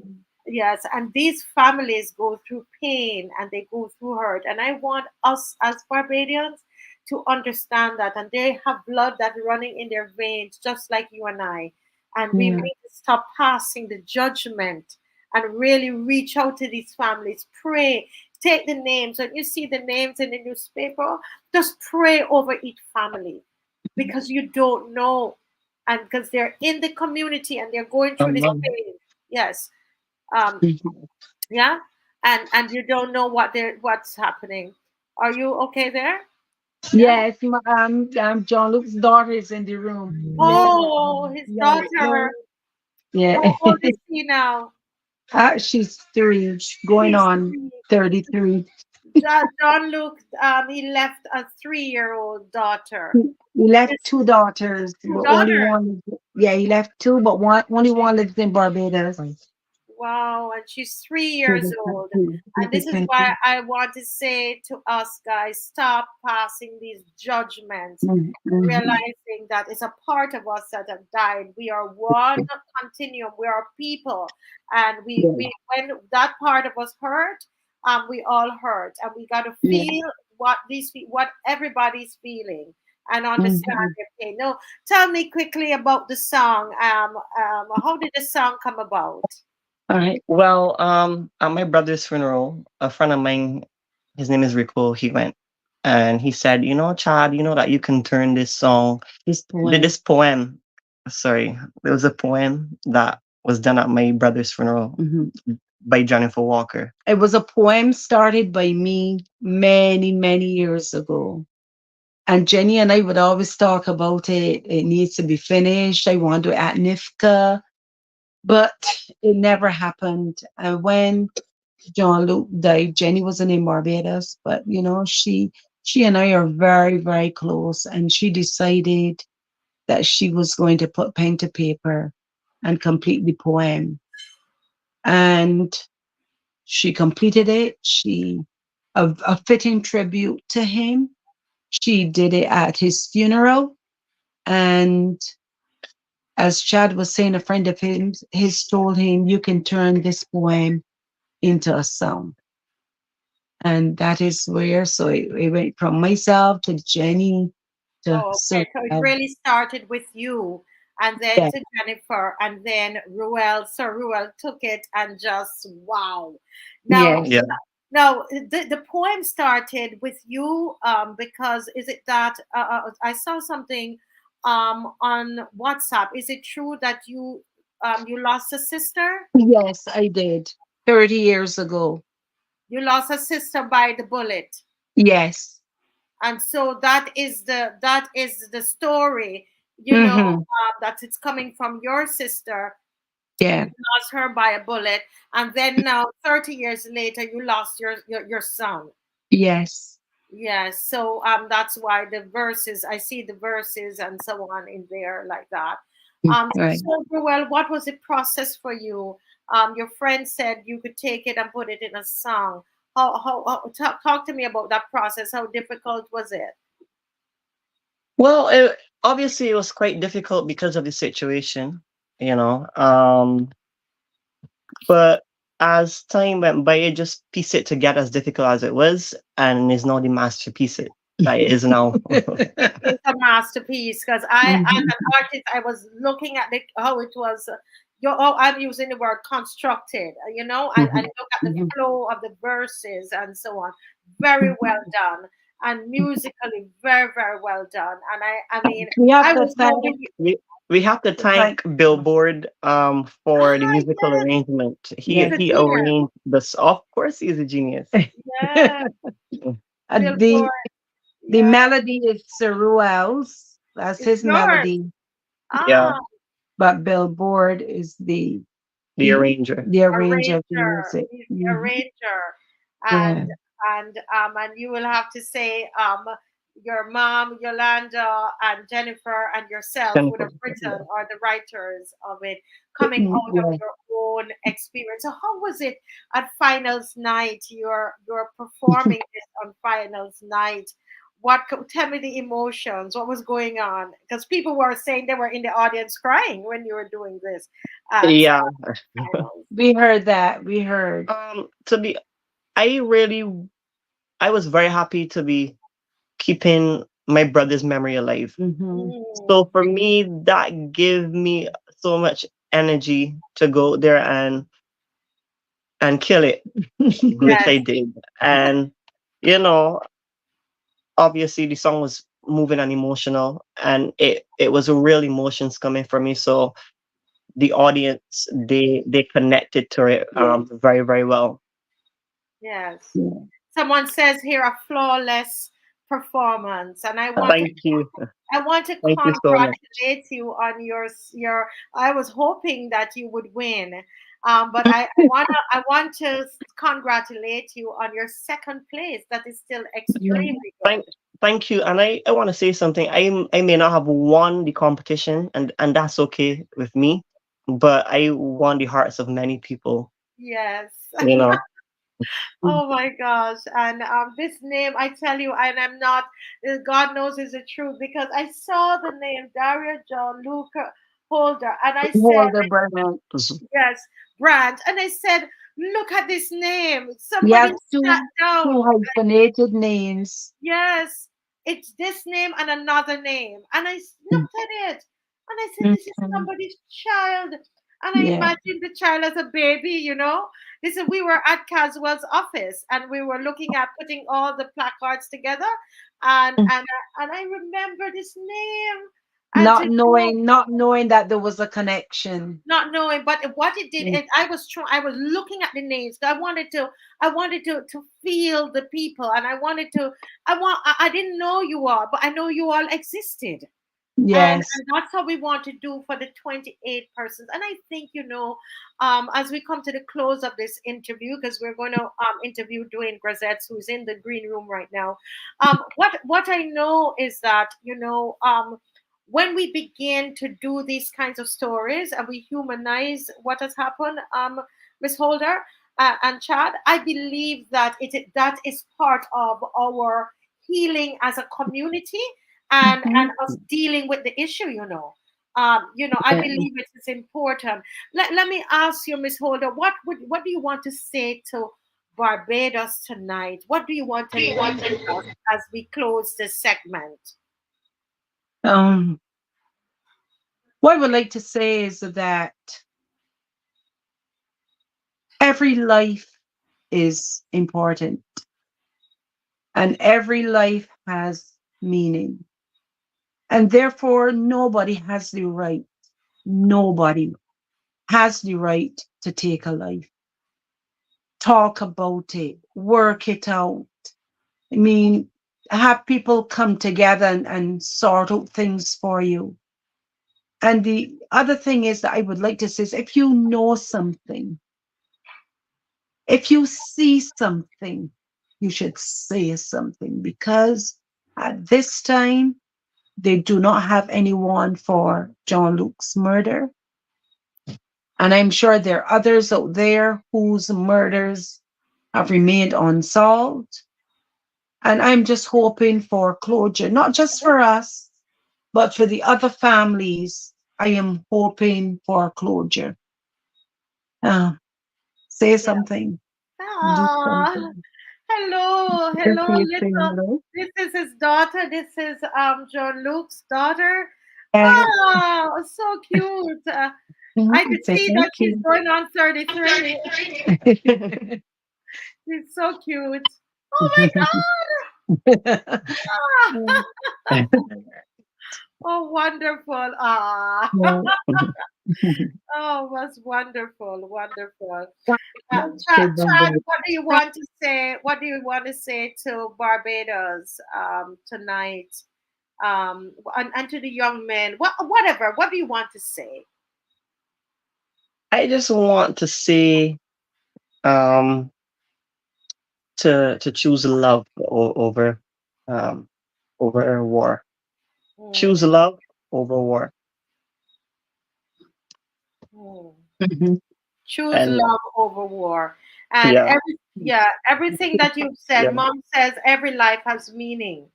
And she Mhm. wants everybody in Barbados to recognize that every life has meaning. And she says, if you see something, say something. If you know something, say something. All of these, this is all part of helping to solve the crime issue. It's not just Mhm. a government issue, it's you and I. It's everybody doing something. And Chad is saying, choose love over war. And Yolanda also said, work it out. You can work it out. We don't have to decide we're going to kill each other, but work it out. Well, I just want to thank you so much, both of you, Thank for you. And being thanks for having us. And nice thanks a lot three of for you, having and that cutie that's there. I guess she's got a daddy now. Chad, you got a daughter there. me. Yes, definitely. That's your daughter. Oh my gosh, I tell you. Oh God. She's surrounded by love. Yeah, Yes. You know, definitely. her dad was raising her. She was growing up with her daddy. Oh wow. Can you imagine that? That tells you Yeah, the kind of man that John Luke was. yeah, yeah. That says a lot for a child to be growing up with the mother, with the Mhm. father. That's Yes, telling you. yes. That's why I tell you all, people, will we stop it? Will we stop it, Mhm. please? That's not going to solve the problem when we begin to pass judgment right away. Get to know the families, involved. The church can get involved into the families' lives, and Yeah, let us bring healing and love and light to the communities that these families are from. yeah. And I will be keeping in touch with you and Yes. seeing whatever else that we can do together in stemming this issue. I'm working with Jacqueline Caesar as well. And I want to say that Jackie had reached out to me, yes, when it happened. Yeah, she reached out to me. And I also want to say that I too reached out to mothers who yes, lost their sons. I yes. did. I We can reached do out. better. We can do better, and we can start. Mhm. We don't have to wait on the government for this. We can do this. We can do it ourselves. And for this part of it, there are some things the government Yeah. do. Let me Yeah, there's some clarify parts that. in government, Let me like better clarify. and controls and Yes, and so on. So let's Mhm. clarify that. But Yeah. like this here, we can do. There's some things we need to do it ourselves. All right. Mhm. But thank you Yeah. so much for And joining thank us. you. And Thank thank you. you. Thanks a lot. Yes, and I'm glad to have met the parents that I imagined. Yeah. Yes. God bless you. And our All prayer Thank right. you. Dave and Okay. I All will be right. praying for you. Thank you so much. And thank you. Yes. Bye bye. Wow, what a touching story. What a touching, and saying story is even just so flimsy to put on it. It's an experience that they've had, a real life experience, and I'm hoping that we all learn something from this and understand. Those of you who the criticism of me of putting the pictures up, and I'm repeating that because I want us as a society to begin to understand sometimes the things that pain us and we don't want to see, we have to look at it. It's like our country. We've got to look at it. We got to put on the glasses and look at it and see what we're looking at in order for us to be able to do something about it. Okay. Okay. So we're going to get ready. And in just a few minutes, I have Mr. Dwayne Grazette is on, and he is going to give us the CROPOVER review.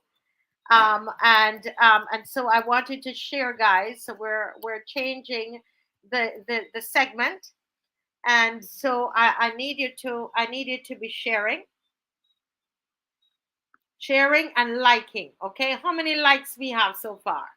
We have almost 1,000 people on. And how many likes do we have?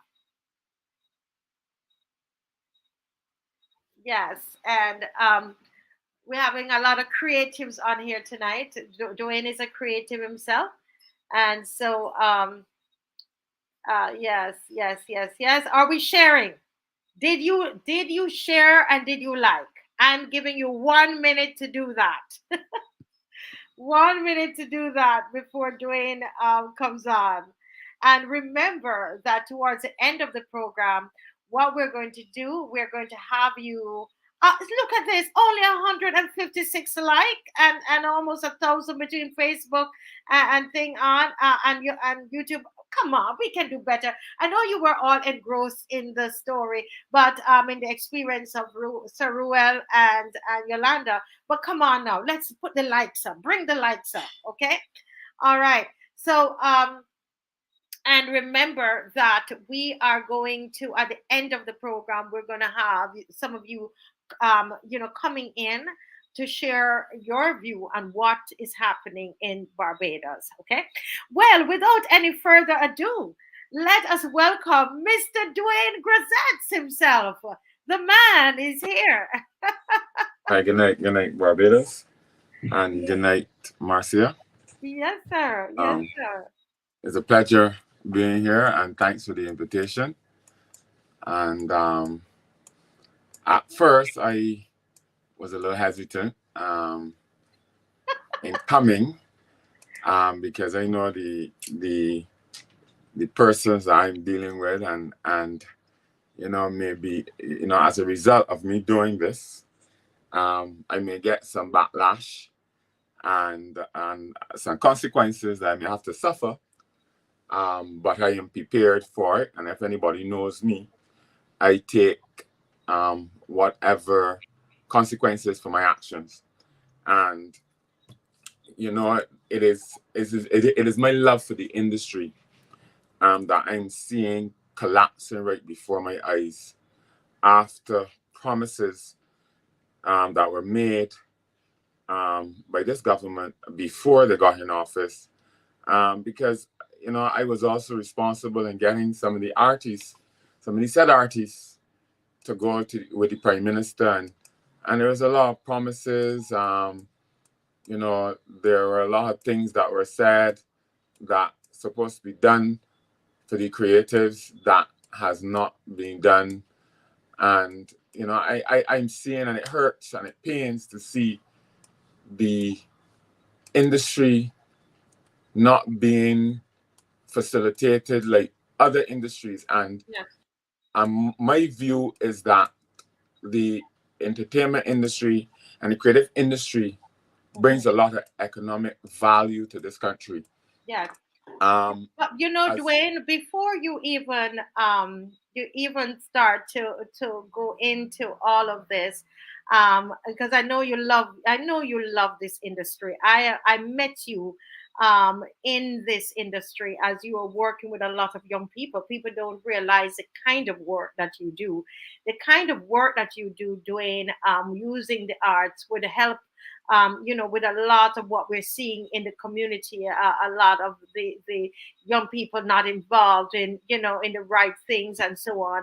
Your work, people don't realize that. I met you through Dance Fest, where you were Mhm, helping a lot of young people. So can you just take 2 minutes? I know mhm, we want to rush into why you came here, but I mhm. want you to tell Barbados what you do in the industry. Um, I I am a promoter. Hmm. I do artist management consulting with artists, not only in Barbados but through the region, um, as well.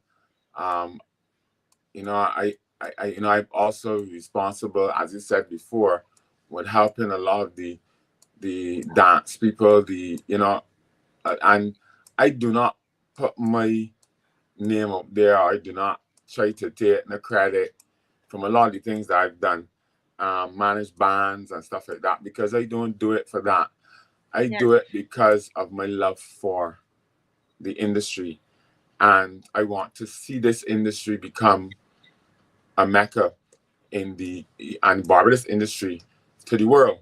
yes, and right. And So you've done a lot of work with young people in this country.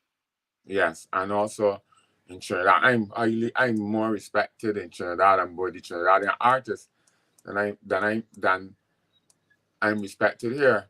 Hmm. I know a lot of Trinidadian artists who call me um, for advice on different things. You know, like they have songwriters and producers in Barbados, that from Trinidad, that's in Barbados, that I worked with before they were even popular here. When I had Jabe, Hmm. and Barry Chandler could contest to this, Yes. and a lot of the other guys can contest to this, because I wanted to link the two, because Barbados is on the back of Trinidad. Trinidad is the mecca for these things, and for Yes. soca music, the majority of the promoters are across the world are Trinidadians that do these festivals and these different entertainment activities across the world are Trinidadians. Hmm. So we needed to link with them, build that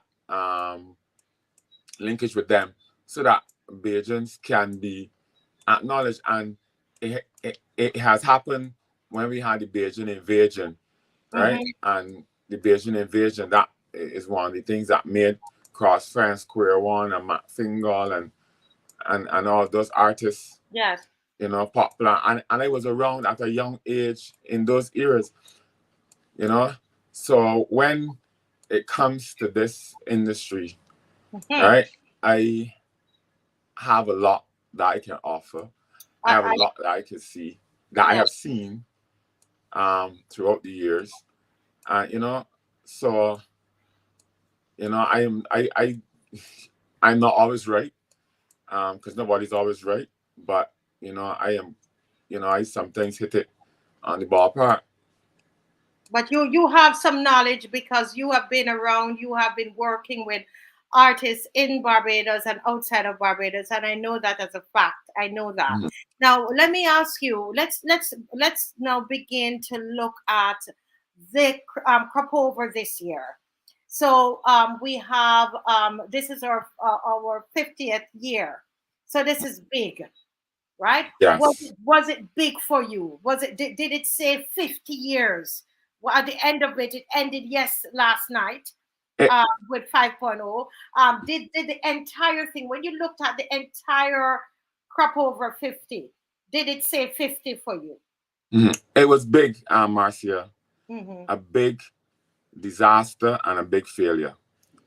That is the only big. And the show last night, if all the rest of the shows probably was like that, we would have said that it was a great crop over. And in my view, a lot of the private promoters and a lot of the private vets, save half of crop over.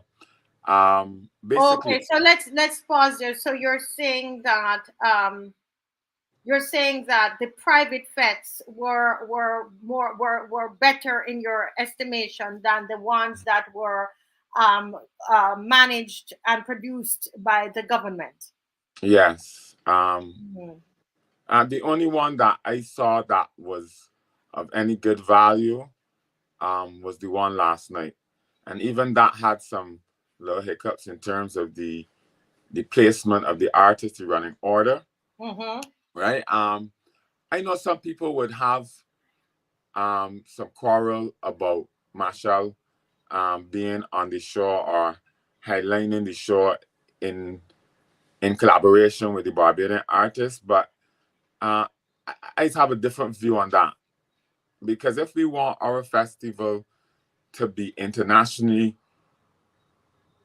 recognized, we have to include the players from across the region. And what we need to do is to get our artists to come on the same level of these people so that they can be recognized and they can be seen.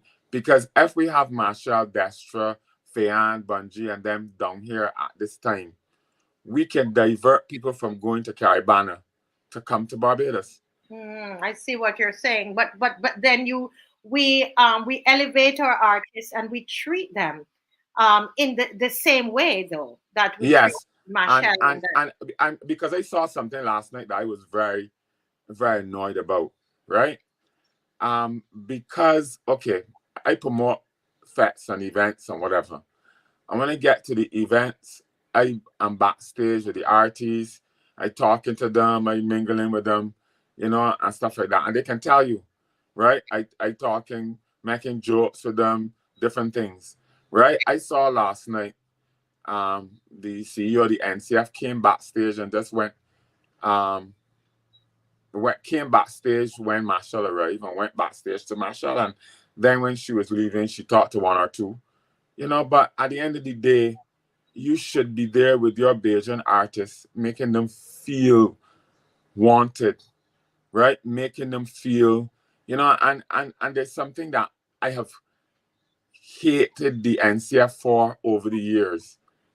Instead of having conversations with the artists, they talk them to the artists, and the artists are intimidated by this, and they talk, in their little circles, but they're afraid of being victimized, not getting a word, these different kind of things. And that is something that hurts, because as working with the artists, doing artist management and stuff like that, right? I'm not picking up the phone and calling an artist and tell them, right? Because I worked with an artist this year with the Sweet Limes and with the Sucker Point 5-0. And they call you and tell you, I want you to perform, and this is why I'm paying you. Right? You cannot go to a carpenter, a mason, a mechanic, none of these people, and tell them you want your car fixed, and this is what you're paying them. They give you a price. Sometimes you would ask to negotiate, you could take off a little something or whatever, but you don't ever go to these people, and you don't go in Carlton supermarket and tell them you're paying $3 for a tin of corned beef. So there's no room for negotiation. They probably feel that, it's a privilege for you to be on the show with Marshall. So here is whatever they give you, you take. They do it with some. Mm-hmm. Then they have some who are don't take, not so sometimes they prefer not to deal with their managers because this body can negotiate or this body can say no. And then another thing that peeves me about the National Culture Foundation, and not the National Culture Foundation, and now the National Culture Foundation under the leadership of the new CEO, right? Give the artists things, right? Invest in a song for the artists. That they call the artist to do something. The artists tell them $2,000, $3,000, right? Mm-hmm. And she speaks about what she did for the artists. It's not your money. It's the government of Barbados' money. She ain't take it out she purse, right? So you can tell the, I'll be recording this for this body, and we do this for this body, and the next thing, nobody don't need to know that. Mm. I help a lot of artists, and I don't walk about the place and talk about it. Because if you're doing something from your heart, you're doing it from your heart. Mm-hmm. Mm-hmm. Well, David Pigot here is agreeing with you, and as you said, the NCF on a whole, regardless of party, that they really, he's saying that it needs to be fixed. Well, I saw an article in the newspaper from a former Minister of Culture, Stephen Lashley, who I happen, Dwayne, to believe that he was a very, very good Minister of Culture, and I'd never seen anything like this happen under his watch. To be honest, really, I actually saw it as a producer myself. I would sit back and watch it improve, and it's not that everything was. He and I always shared a great relationship, but I saw him working towards, lifting the crop over and taking it to another level. And one of the things that he spoke about in the article, he talked about the PIC-O-DE CROP finals. Mm-hmm. And he said, to see the PIC-O-DE CROP finals, something so important to the artists, and that we do every year. He was concerned, why did it have to start approximately 90 minutes late, is what I read in the paper. I was there. From what I was there, and at 8 o'clock or a little after 8, they had no electricity backstage for the artists to get ready. So you're saying at the PIC-O-DE CROP final, and it's supposed to start at what time? 8 o'clock. 8 o'clock, and after 8, there was no electricity backstage. None. I was there, and the tanks were dark. And I know some of the tank managers are saying that they ain't starting unless they get electricity and what's not, right? Obviously, from my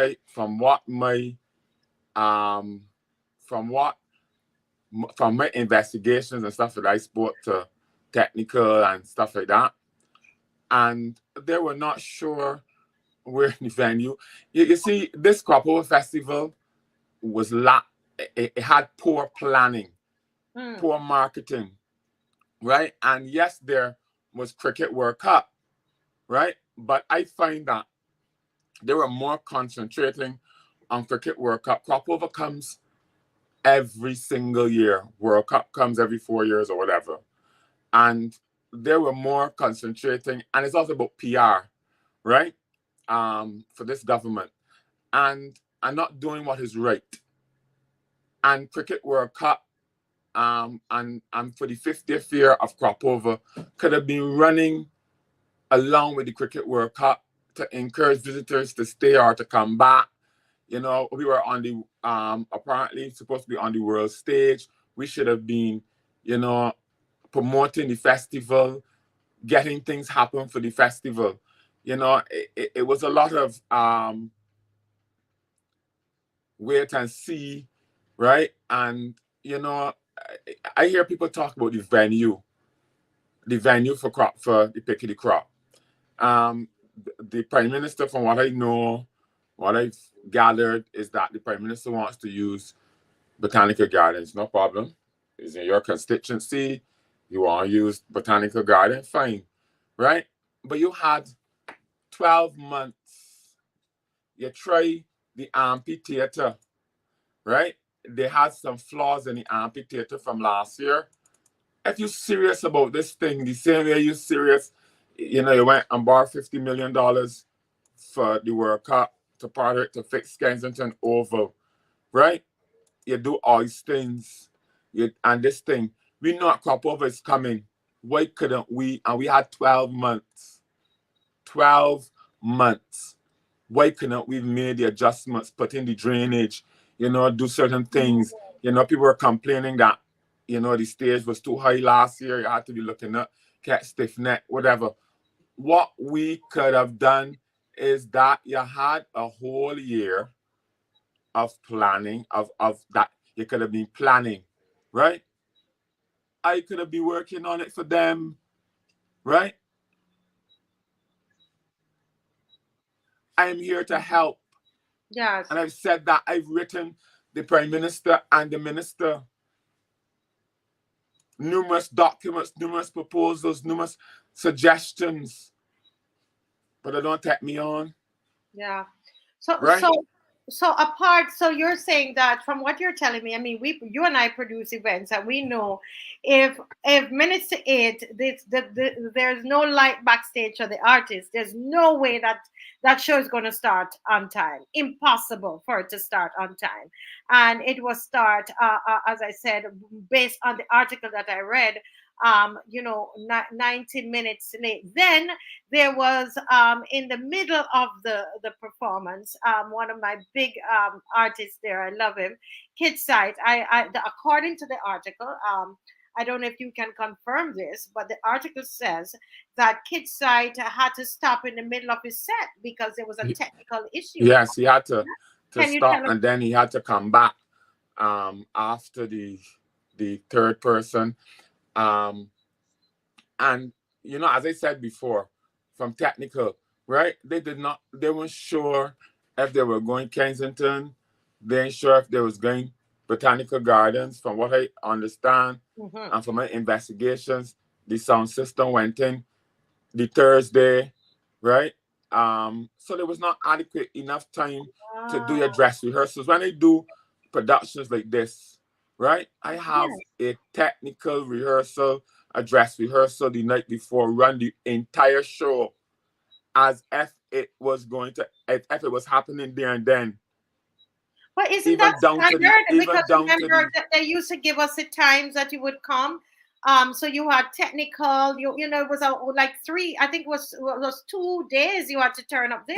From what I understand too as well, from what I understand, the CBC and them get the running order 5 o'clock the evening for sure, starting at 8, and they have to do the broadcast. And they were getting the feed, whatever, to do the broadcast and stuff like that.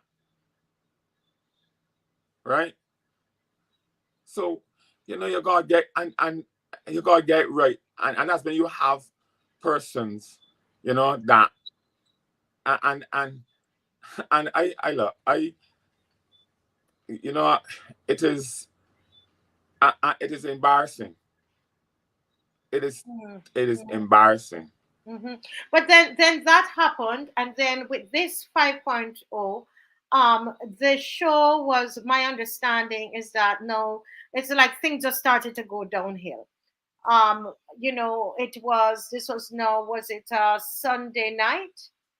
Sunday night, it was supposed to be on Sunday night. Yes, we understand the weather was coming, but there are many people who had other events that were already making. Marcia. Yeah. I was in Miami, right? And I was following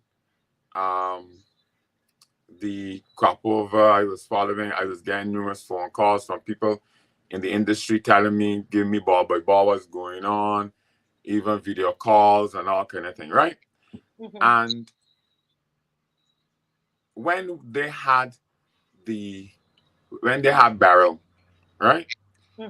The Prime Minister and the Minister of Foreign Affairs, not Foreign Affairs, the Minister of Home Affairs, they issued a statement saying that all the fests and events and stuff that I had to shut off by a certain time on the Sunday, Yes, because true.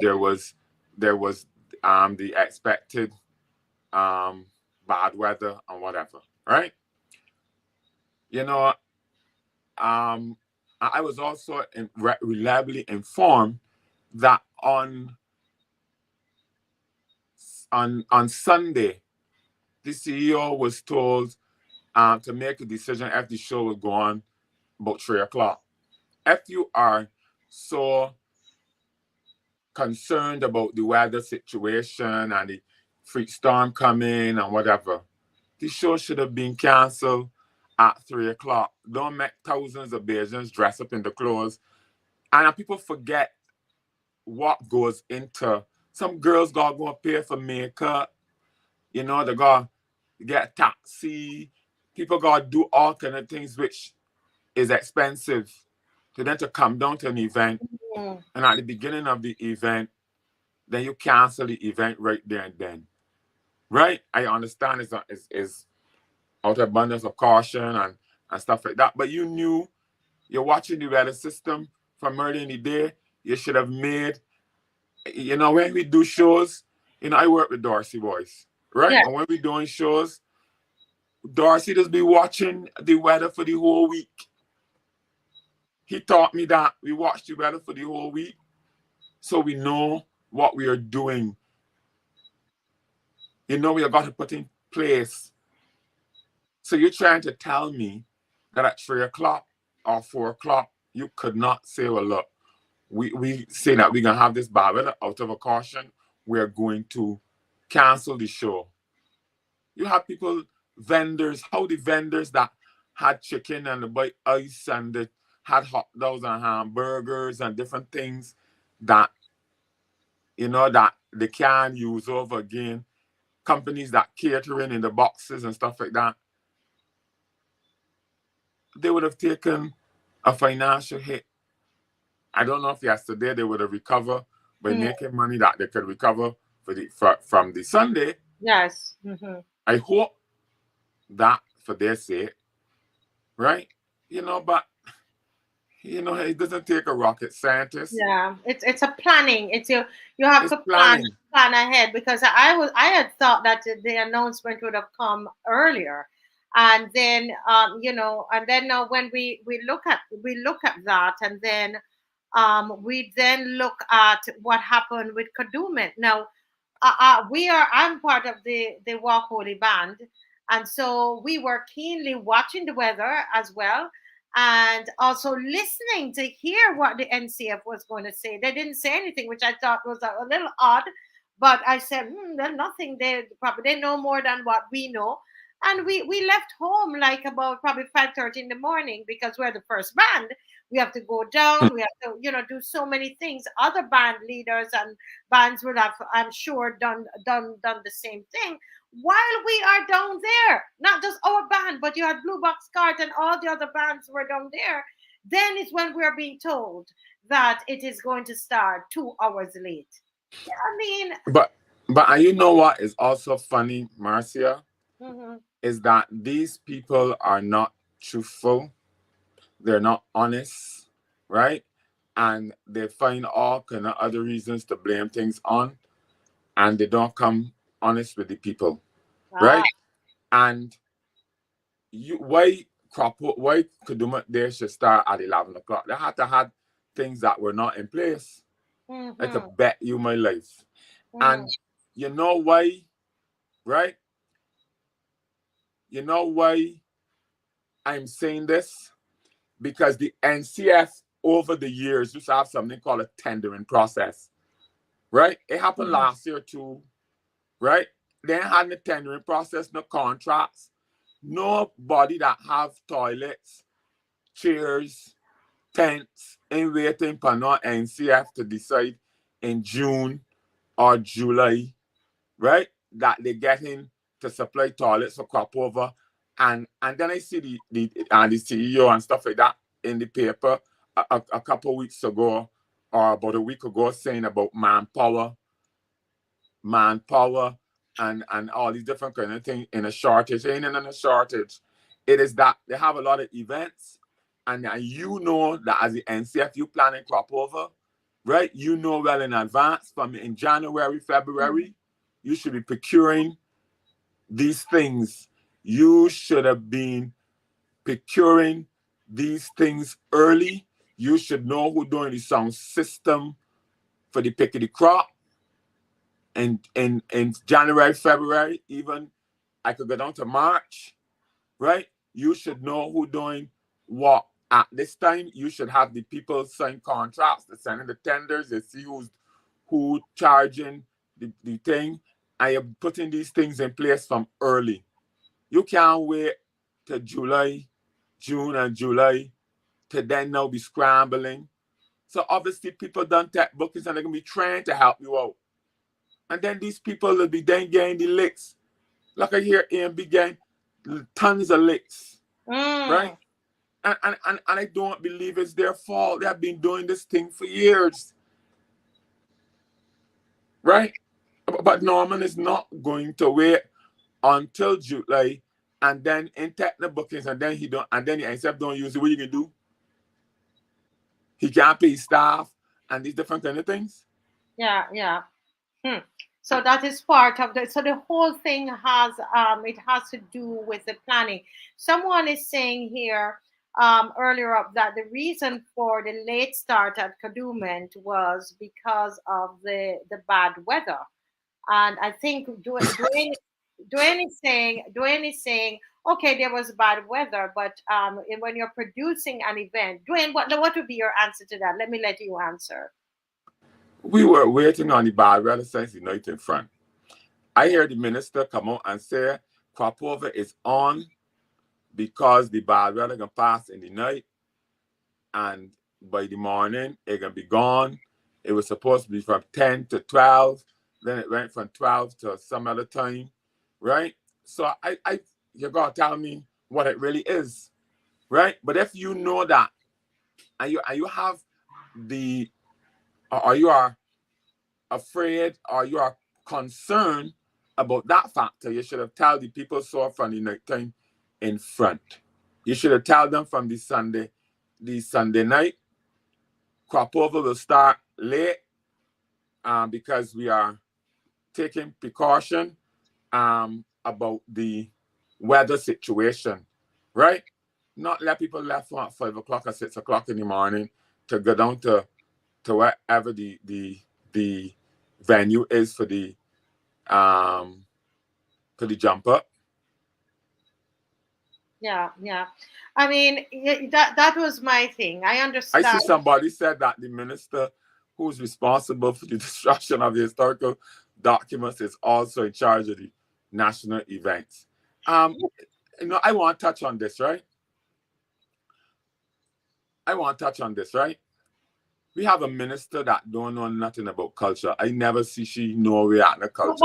Hold a minute. Let's hold up here. You're calling her the minister. Let's be fair to her. She is the minister in the Ministry of Culture. The Minister of Culture is really the Prime Minister, isn't that so?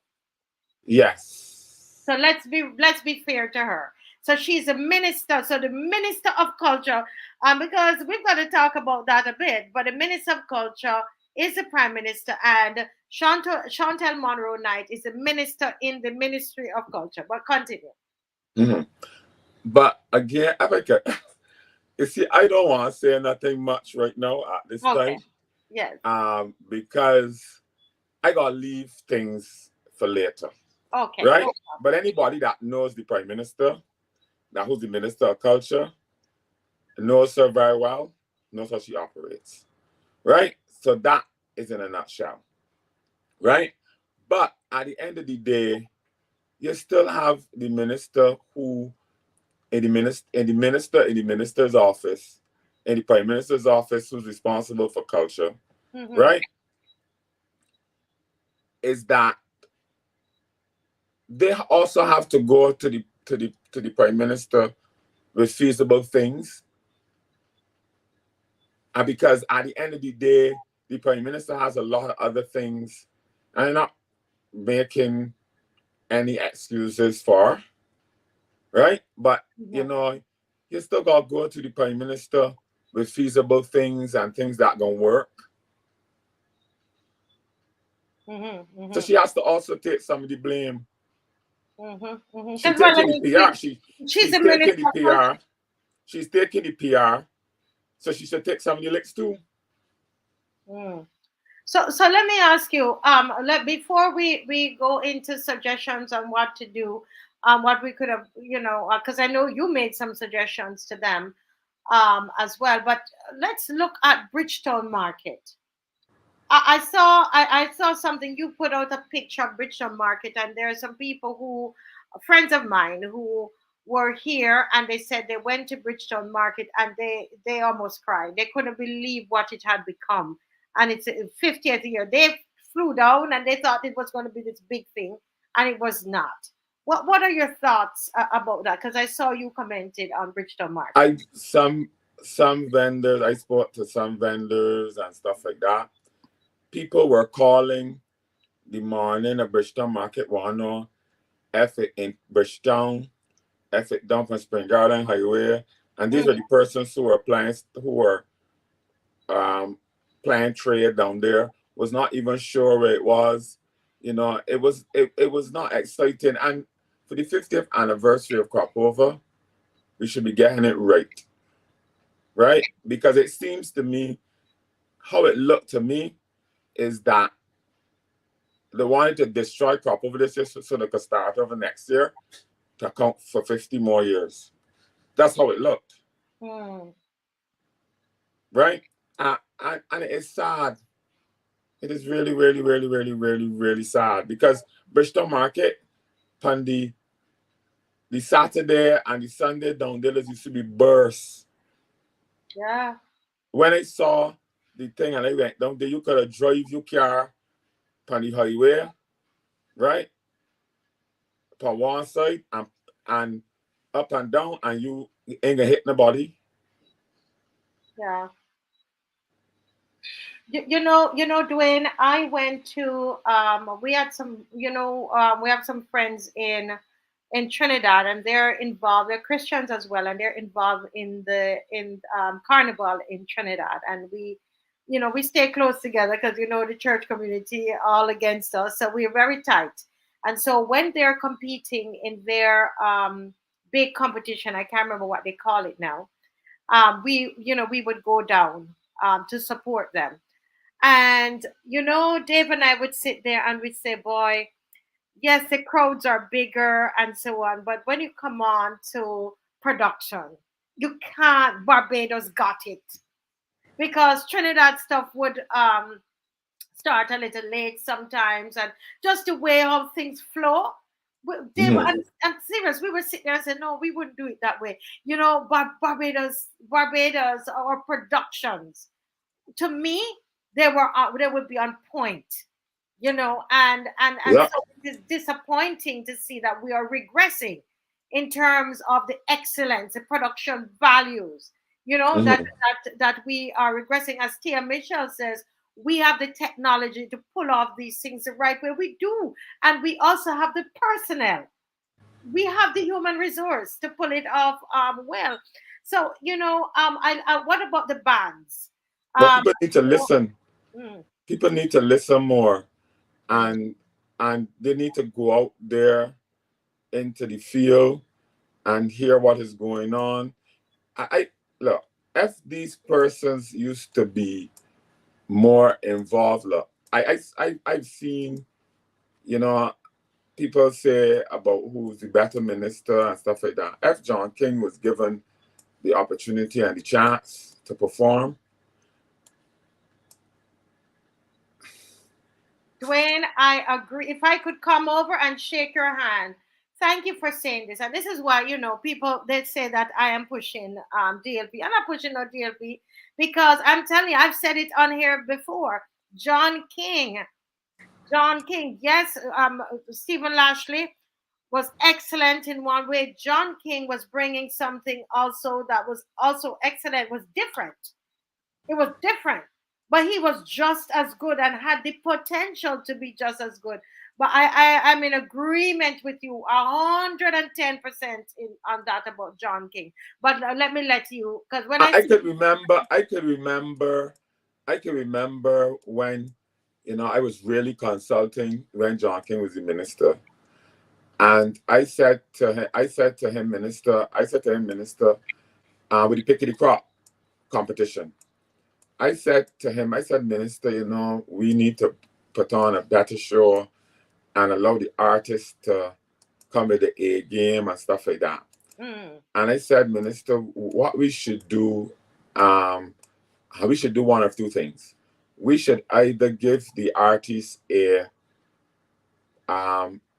production allowance or something, or we should, you know, if the prize monies is $5,000, we should let them get a performance fee, which, because when you book artists, you normally pay a deposit to secure the date, right? So let me give them something as a deposit or whatever. They can take it, or they can choose to take it if they want or whatever.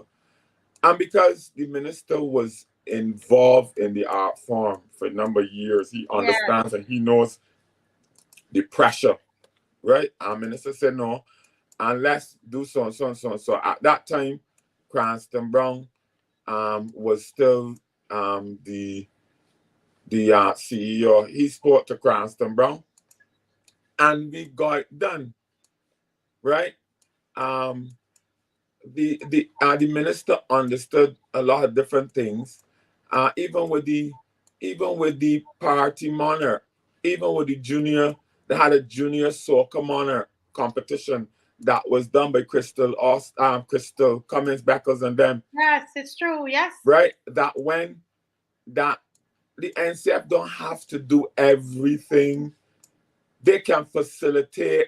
But I know in Trinidad, the soca monarch competition, right? The government put up the money, used to put up the money for William Monroe and them, because the artists used to get the prize monies from the government. The check used to write in the name from the government, right? So the government can, you know, can put out these things to private people to help develop them and stuff, that the NCF don't have to be involved wholly and solely. And Minister King was always saying that, right? And then we had a wonderful thing last year where Adrian wanted to do the soca monarch, and instead of thing, they kill Adrian, right? When they could have said to Adrian, look, Adrian, do it, we can put up the prize monies, right? I also given them a document to how we can develop the soca monarch, how we can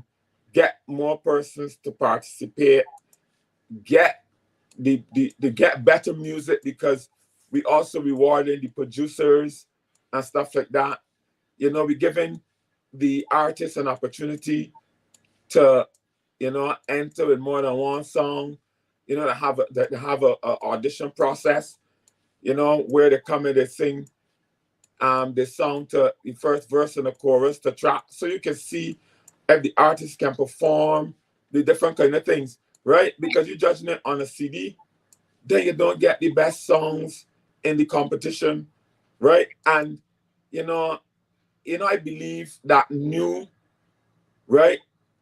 International Virgin, Proverbs 27:17, right? As iron sharpens iron, so one person sharpens another, and the artist, you know, can be effective competing against one another, and you got that kind of thing. And before, when they used to do the numbers, they used to always say that the party monarch was one of the events that the foundation used to profit.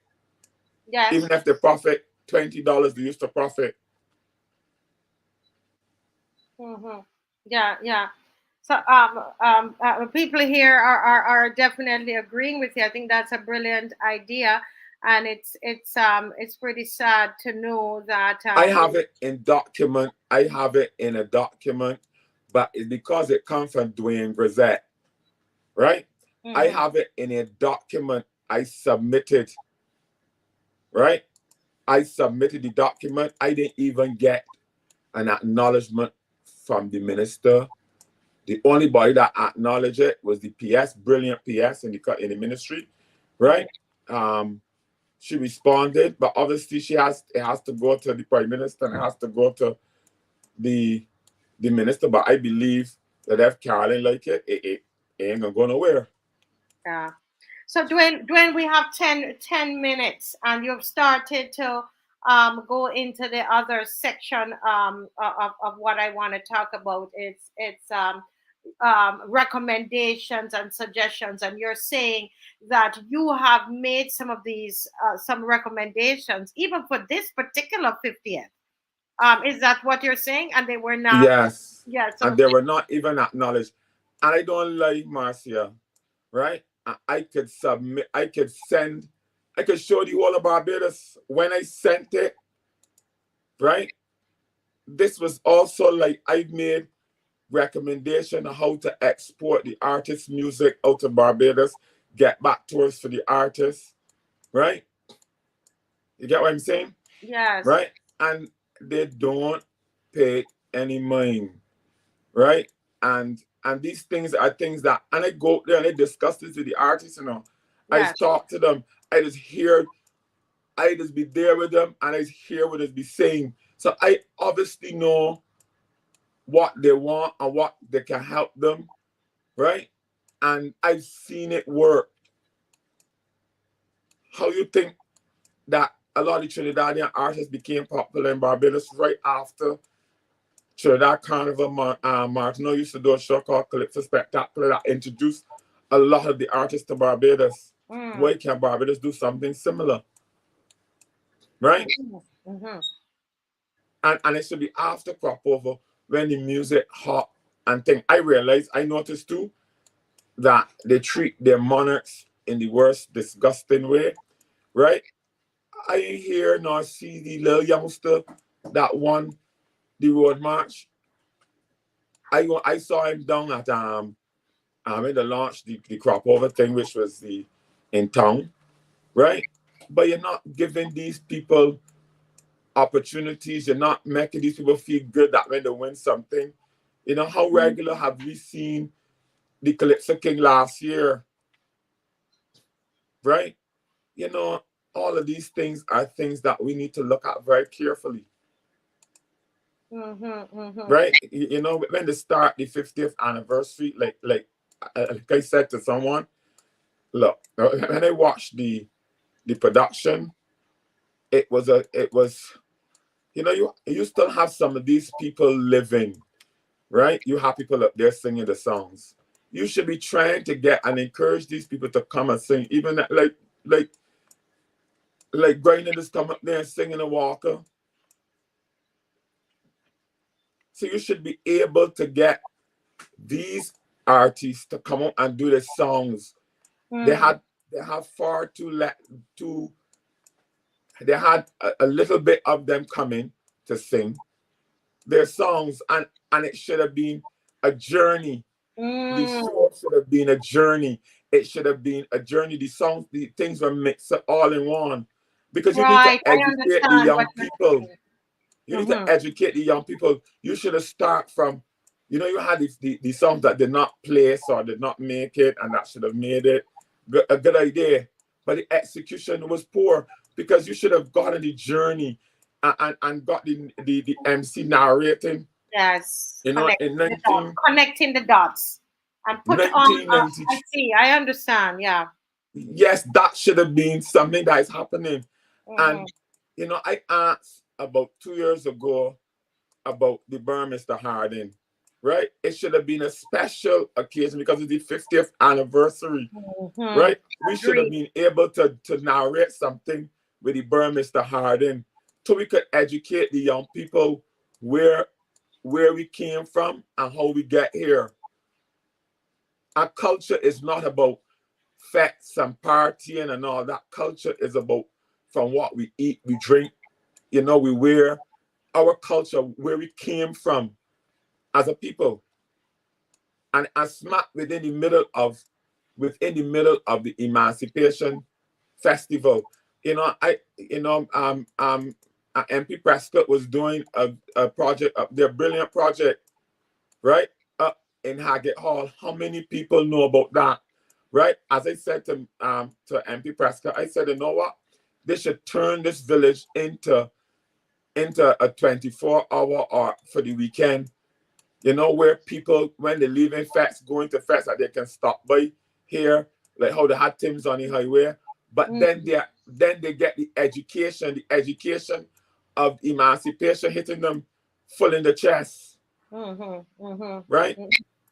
And these things are things that, because we need to educate, because we don't educate our young people, in the next couple of years we may not have the Crop Over Festival because nobody understands the importance of it.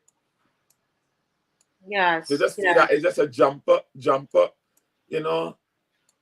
We need to sit down and we need to study this thing very carefully, and we need to make it make sense.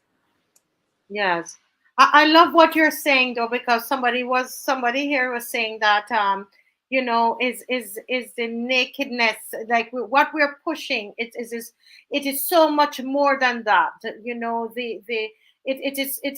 is we're missing a lot of the culture is missing, and the 50th, from what I'm understanding from you, would have been a great opportunity to really educate the masses about what this is all about. And we didn't. And that's why you said that it was, for you, it was a big disaster. But the CEO said it was a success.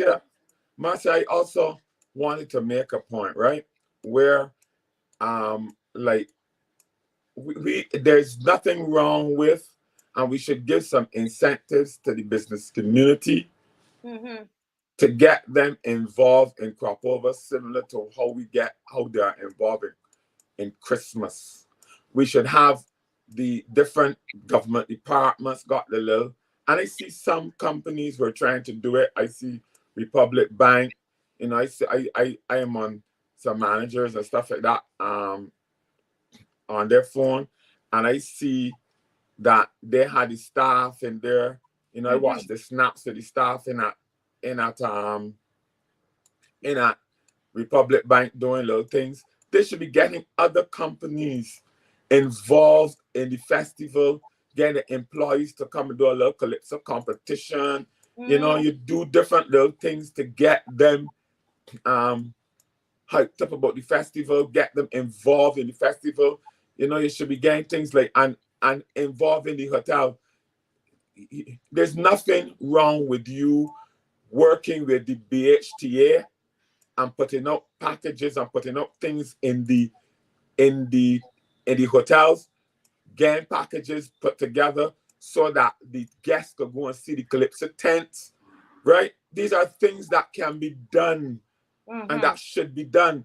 I was even thinking about the hotels on the South Coast and stuff like that on the West Coast joining together and doing a jump for the 4-day morning with the guests. One hotel I got friends work at Sanders that told me that Sanders has got a 4-day morning jumper around the hotel with a little small truck, and and a lot of their guests they sign on to it and they pay $150 US or something, and they just jump around the hotel.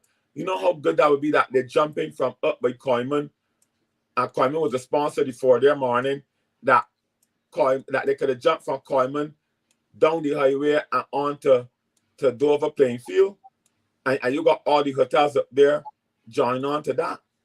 Oh wow, that's a great idea. Now you're really taking the festival to the people, and it is meaning something to them, because in Trinidad, it's really part of the people. For us here, it's like we're putting on events, but in Trinidad, it is so much part of the people. Now, listen, I am tempted, if you will stay with me. Folks, we were supposed to have you calling in. And so I'm going to do that for Friday, because I think we need to continue with this. I see how the chat is going. Yes, yes. This person said that he's given a belly full of information in 5 minutes. I mean, just a lot of things he's spitting out. And I think this is a very positive show right now. This is Marcia, nothing Marcia, I want cry, right? Because what I got to offer this country and to offer this festival, right? I just take up my own personal money, right? And I just put into artists in this country, right? Last year, I can remember the minister telling me when I sponsored about 5 or 6 of them at the PIC-O-DE CROP, and it's not only sponsorship with money, it's sponsorship with ideas, getting resources, getting things for them, right? And when they call my name, she look at me and tell me, "Oh, they shouldn't be calling your name as a sponsor." And my words to her, if I did do something wrong and bad, and they call my name, right? Nobody didn't say nothing, but I doing something good, right? And it hurts to see that you can offer, and it's not about money. It's not about money. It's about seeing the industry develop. It is seeing our product, our CROPOVER product for tourism, right? Develop and develop that our festival is a major festival and what it does is that it has promoters then coming down here, right? And scouting for the music and taking artists outside. All those things come out of it when you have everybody's eyes on Barbados. And that is what it's supposed to be all about. I even suggested to the Prime Minister back, even for the independence, right? Why don't we, everybody love cruising. Why don't we tap into the cruise market and do a cruise from Miami or somewhere where that cruise is, it has all of our the drink is Marby, instead of they giving the lemonade on the cruise, they're giving Marby, they're doing macaroni pie, they're doing fish cakes, they're doing these things and they have Bajan entertainers on the boat performing. Right? These things can be things that can bring people to Barbados as well. Yeah. Because don't get tired. Our tourism product is not that great. And I'm not criticizing for criticizing. I'm criticizing so we can look and get these things better. When I took up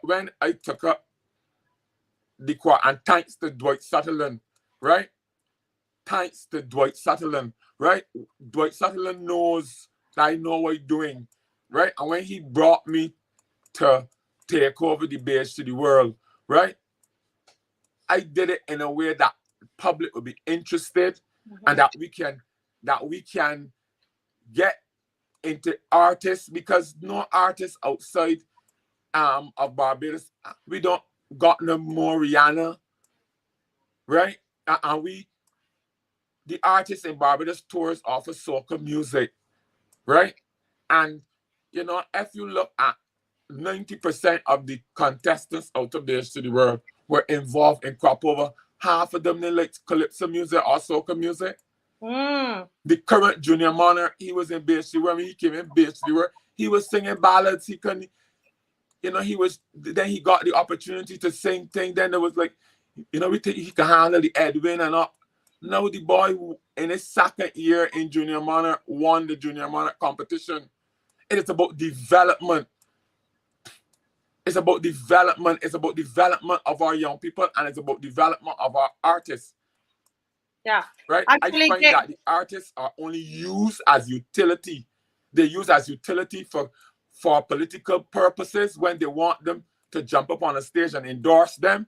But when it is done, they cares nothing about their livelihoods. I'm advocating for the longest while that the entertainment industry, right, is treated like any other industry, and that these men can go to the bank and get a house and get a mortgage. I know numerous of them that want that would like a mortgage, but you know what? The banks ain't taking them on, right? Because you know what? They're not educated. The credit unions will help, but they're not educated to know that they're going to put the money on the bank and show a good cash flow, you know. And that is why when I did Base to the World, I incorporated all of those things, financial literacy. COB came in and talked to them about these things, talk to them about, and we bringing the NIS and the BRA to talk to them about all of these important things. Okay. And it's about educating them. It's not about handouts. It's not about handouts. It's about educating these people and making this industry a viable industry, regulating it as well. Because I don't feel that artists should be undercutting and everybody. And it's hurt me when I look at the paper and I see a man get locked up for thieving. And on the heating, he's an entertainer. My God. You never see when you hold there, David PIC-O-DE, who I respect highly, you know, he won the Calypso crown 3 years in a row. And there's nobody else who's won that. And I know, I big him up all the time because people somehow they don't want to give Kid Sight his flowers, and I want to give him his flowers, you know. And he's saying, I respect him a lot, and he says here tonight, hi Kid Sights, you're watching. He says Dwayne's ideas and innovations to the party monarch, they are valid.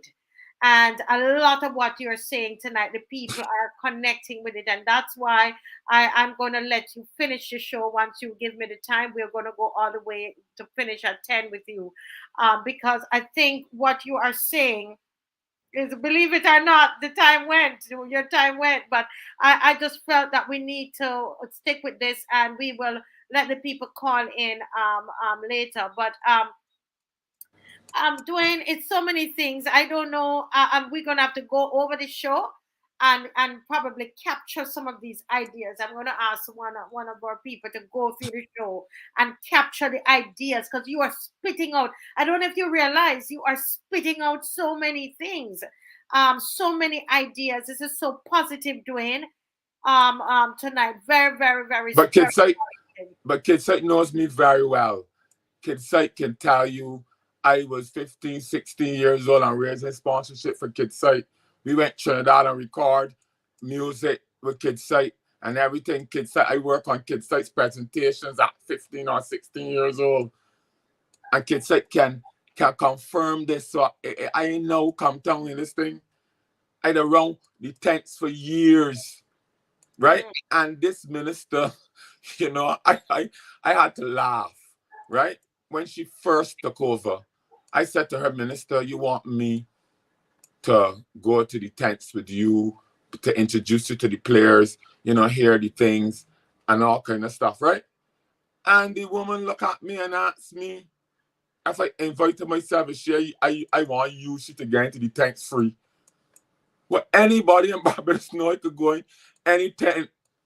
And if I got to pay, I can pay the support. You were trying to do things a proper way, to say, let me take you to the tents and introduce you, because she's new and she's thinking that you are trying to get in for free. She told me that. I made sure when she sent I could send the message to you. I could show the whole of Barbados the message she sent me, right? And then I said, you know what, let me jump to conclusions, right? And I waited. I went to the St. George Speaks. And I said to her, Minister, could you clarify in this message what you sent me, right? Because I think, and the minister said, oh, I just thought that you wanted to get into the tents free. Then I said to her, but Minister, I don't need to get into the tents free. Then she looked at me and said to me, I know about the culture because my father was Holly. Your father was Holly, had one song. Nobody never hear about his sense. The young people don't even know who's Holly. So, but all right. And that gives you the justification that you know about culture. Give me a break. So Dwayne, I mean, all of these things are happening, and I mean, it's pointing to me. I run an organization, and if every time I put on these things, you know, I mean, somebody the buck has to stop somewhere. And it's been an ongoing issue. We're seeing there's no development. the development aspect that you're talking about. I can hear your heart bleeding about it. We're not seeing it happening at the NCF. You know, there are just so many things that are happening. The buck has to stop somewhere. I want to ask you, what do you think? Somebody said that they called into the program to ask, to say that they need to begin to start to clean up the NCF going from the top, and they were cut off. What are your thoughts about that? Marcia, I'm going to tell you this, and I'm going to be very blunt. And I know that Labour Party people will be careful now. Yes, you be careful. All kind of thing, right? By talking the truth, right? It will never get any better because, and I see people all over Barbados asking for the NCF CEO to be fired. That will never happen. It will never happen under this Prime Minister. So they're wasting the time, right? And I don't know what will happen, but we just got to hope and pray that before it gets too late, that they smell the coffee and they try to do what the NCF is supposed to do, and that's develop the art form, develop the industry. And it's not only about calypsonians, it's not only about musicians, it's about the artists, it's about the culinary artists, it's about the poets, it's about all of these visual artists, the visual artists, right? That is what it's about, right? It's not only about and I find, okay, even the DJs, right? We need to find something. Everybody, the calypsonians or the artists that win things and it's got competitions. Why can't we have competitions for the DJs as well? The DJs that playing good music, that also making properly, we need all of these people make up the festival and make up the industry. Without the DJs, right, the music is not played. And if we got to incorporate them, we got to do things for them too as well. Yes. And we are doing a show, Marcia, we cannot only study what pleases us, but it has to be what pleases the consuming public, the people who are paying their hard-earned money to come to your show or to come to your event. Those are the persons who has to matter most of all. And that is just my point. That is just my opinion. So what what I didn't understand fully so far is that at the moment you are working. Are you still working with the NCF, or what is your role at this? Marcia, I have a contract for the Prime Minister's office. It's called Artist Development Consultant and Event Specialist, right? I don't consult nothing. I send stuff. And this is very shameful and sad, right? And I really don't even want to touch on it because it's going to open a different can of worms. Yeah, don't touch on it. I just wondered why it is that your suggestions and recommendations are not being They say behave too bad. But I never teach them from nobody. I was never dishonest. I never do nothing. So, I've always tried to be honest and fair in what I do. Even when I'm doing events, even when I'm dealing with artists, I always try to be fair, right? I always try to do what I have to do to make my country look good and to make my people look good. That is what I am about. That is what Dwayne Grazette is about, right? That is why I got a charity, right? That is help children, send them to school, right? I don't care if your mother vote for D, B, Q, or S. Once you are poor, right? And not even poor, because sometimes your situation changes, right? And I can help you. I will help you because I believe that we're supposed to be our brother's keeper. right? What's the name of the charity? What we're gonna do? I was thinking, Dwayne, we want to do a back to school program, and I would love for you to come back on, because from the moment you told me about the charity, I thought this is something that we can assist with. But just give us a little bit about the charity, and then we're gonna go back. The charity, the Eden Lodge Youth Charitable Trust, we provide assistance, technical assistance for persons. We help pay for college, we help buy school uniforms, but bags. We do what we give vouchers. We help feed people. When I had the fires, we came in. We try to facilitate helping the families, and that is what we do. And I do not run out in a paper. I do not believe in helping people and the whole world gonna know, because that's not what it's all about.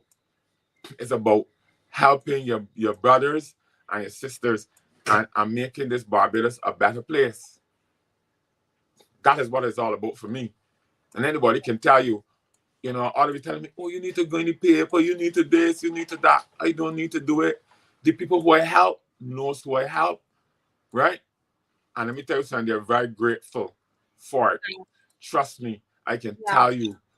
Well, I know that I want to, that's something that, because we were discussing it with a teacher today, that we need to do a show, a back to school show, where we are seeking to help others. And I promise you that you will come back on for that show. And we're just dealing with back to school. That's all going to be charity and helping the children as they, towards the end of August, they go back to school. Is what we're going to do, because I know of the work that you do with young people. That's how I know you, because of the work I do as well with young people. That's how I know of you, and I know that you're a genuine person. That's what I know. About Dwayne Grazette. So I'm really happy tonight that you're able to share your ideas with Barbados. And what we want to do is to go over your segment and just write down the ideas, because I don't know if you realize how much is flowing out of you. I can show you how the people just connect with me and think. Even one of the people that just do the sound music trucks and all that was even asking for a prize for the best music truck. Those things are things that help, because you mean like the CROPOVER, like yes, guy. That's a great one, right? Because then when you have these little competitions and all that, it brings out the best in people. It's true. It brings out the best in people, because then people want to get the thing to come up with creative ideas, like the Kaduma Day, right? There's nothing. I've heard one of the bands said they have had a live band on the road, right? We have a live band every year. We should get a prize. I was so happy, because we need to also bring back the bands. We got musicians. We got enough young musicians. Why are we doing a music program at BCC?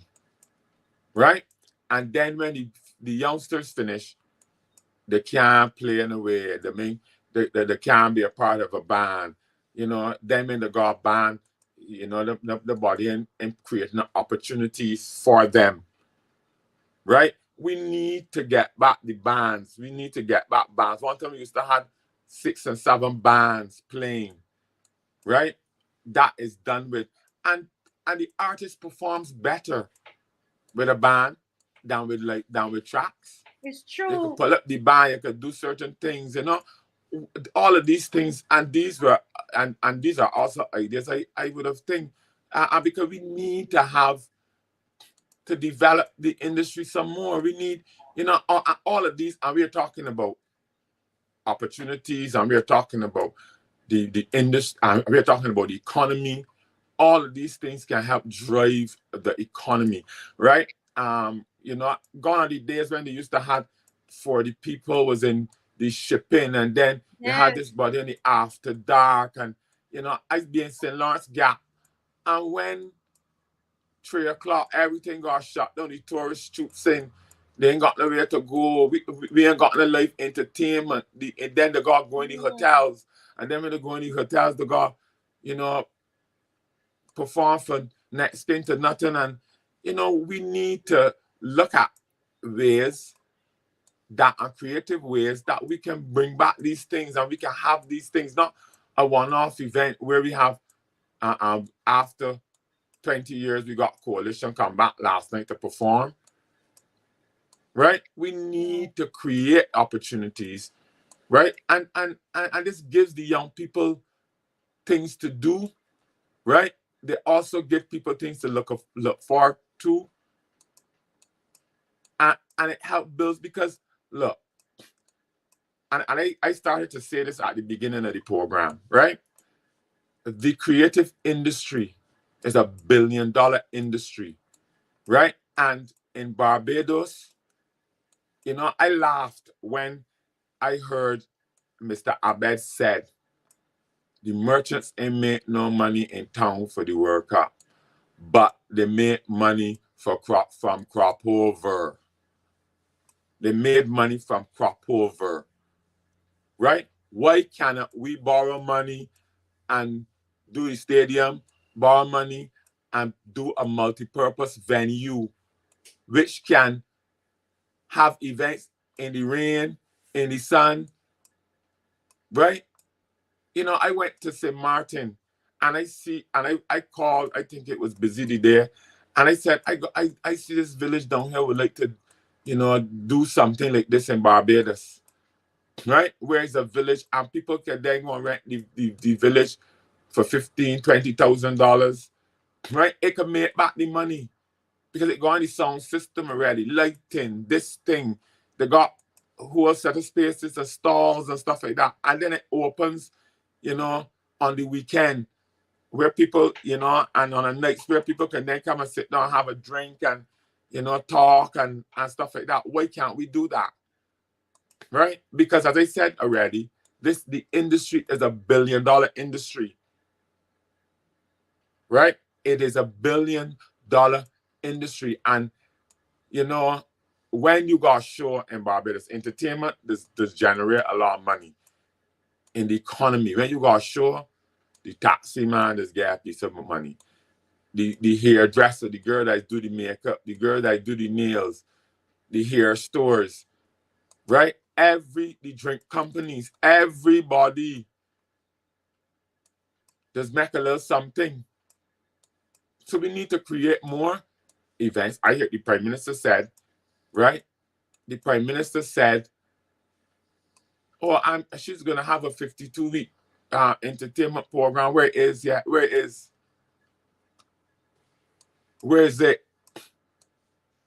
Every country got a music festival, St. Kitts.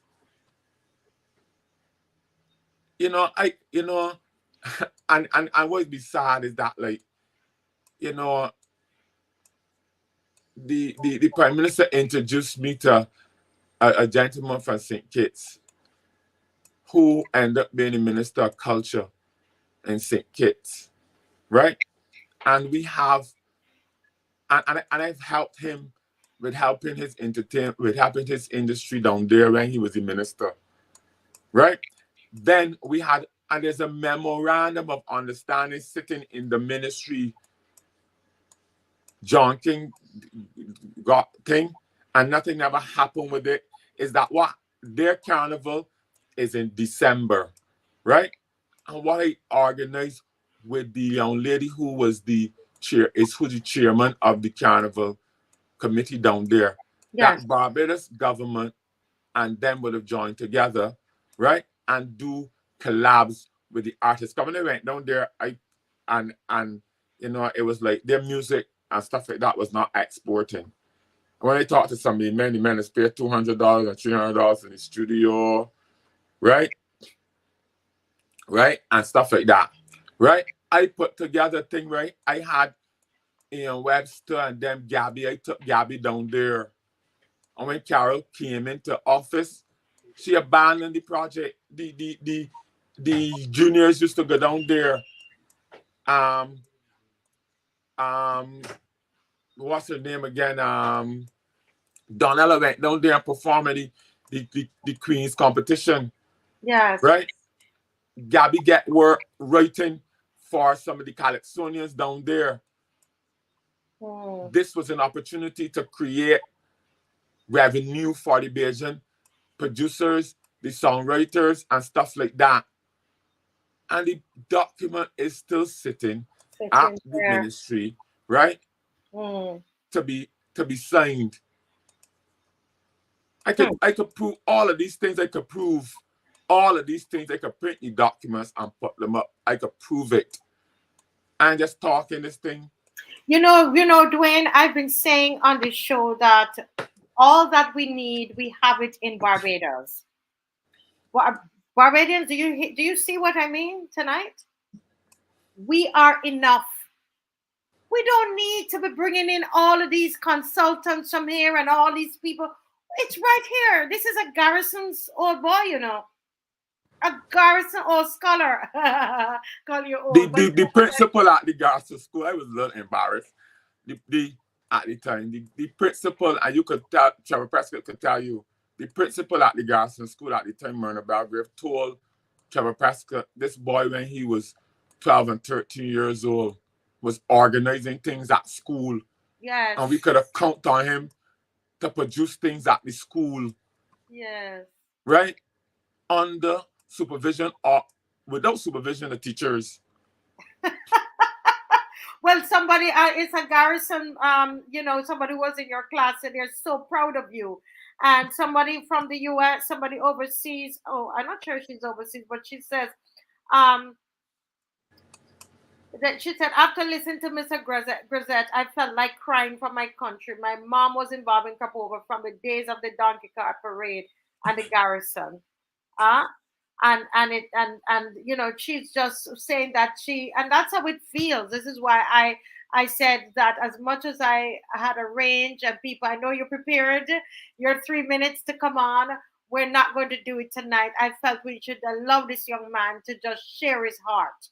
And because we are enough, Barbados, we can do it. Don't you ever think that we have to get somebody from outside to do it. We are enough in here. There is enough ideas, and ideas are all the way on this chat as well, Dwayne. We have brilliant people come from the Garrison School and other schools. It's not only the ones from Queen's College, not from Combermere and Lodge School, right? We have a lot of talented people in Barbados that can make contributions. And it's because you're from a certain status code, or your father is this body, or your mother is the next body, right? We have people who ain't come from nothing in this country that can make contributions. Yeah. And then, you know what also peeves me is that some of the ones who get away or who get in the fair, who come from poor backgrounds, then it's kicked down the ladder for others, right? And there is a lot of them, right? And the time is going to come where I'm going to expose some of them. We have some of them sitting in these ministries, some of them sitting as potential MPs who want to run and all kind of thing, who are guilty of doing this to people in this country. And it has to stop. And I actually thought that this Prime Minister, when she told me these things before, that she was wanting to make the change, but it got worse. It got worse. Guys, I want to say something. I feel the pain of these young men. This young man, I saw them do it to Kidsite.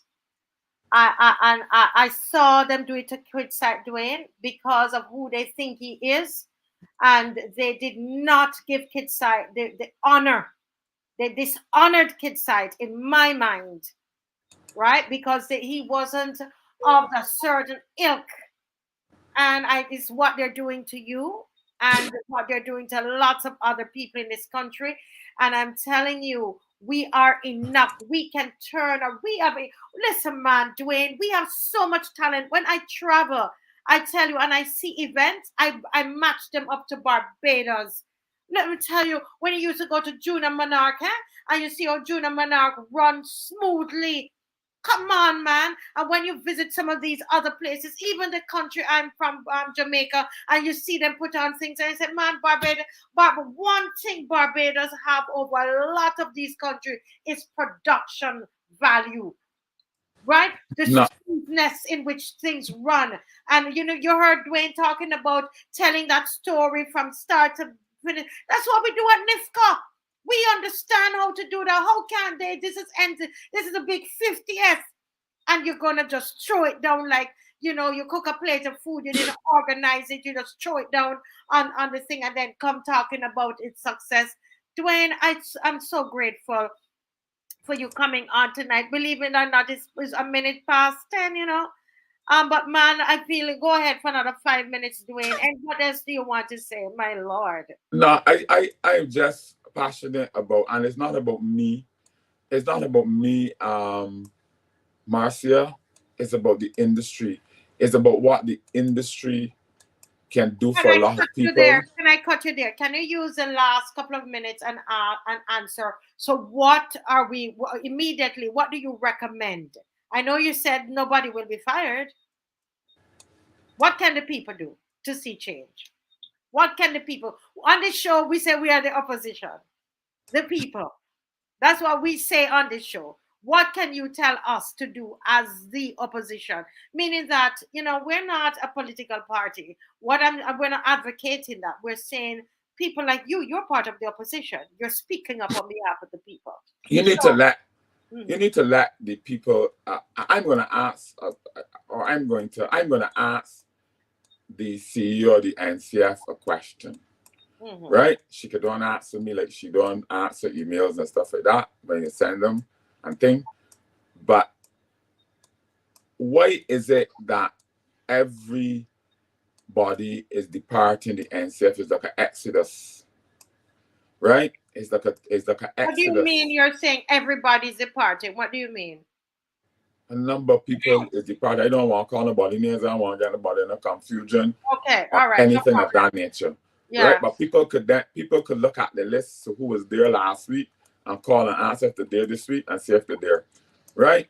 But my thing is that because let the people that are in charge and the prime minister back down, right? Needs to let the people in this country that you give jobs to and that got creative ideas and talents and stuff like that do their jobs. Let people contribute, honestly, because we don't have all the answers, but we have people around us, right? Who can help. And if you take everybody, if you take an idea from this body and you mesh it with the next body, and you could come out with a wonderful product, right? You could come up with a wonderful product. I find that this government also has good ideas too, but it's the execution. They do. Yes. And the wrong people executing.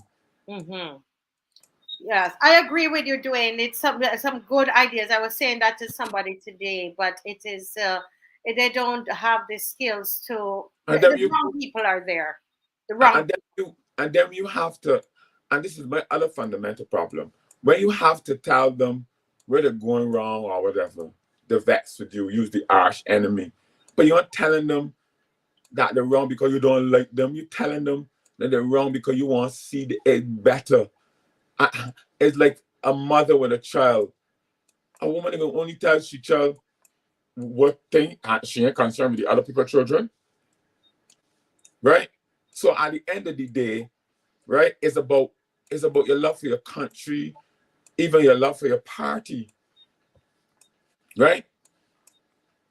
I am not going to sit down here and fool anybody, right? We need to have honesty, right? And we need to let people we need to find the best talent, right? And not about who this body is my friend or this thing, and then they can't get the thing done.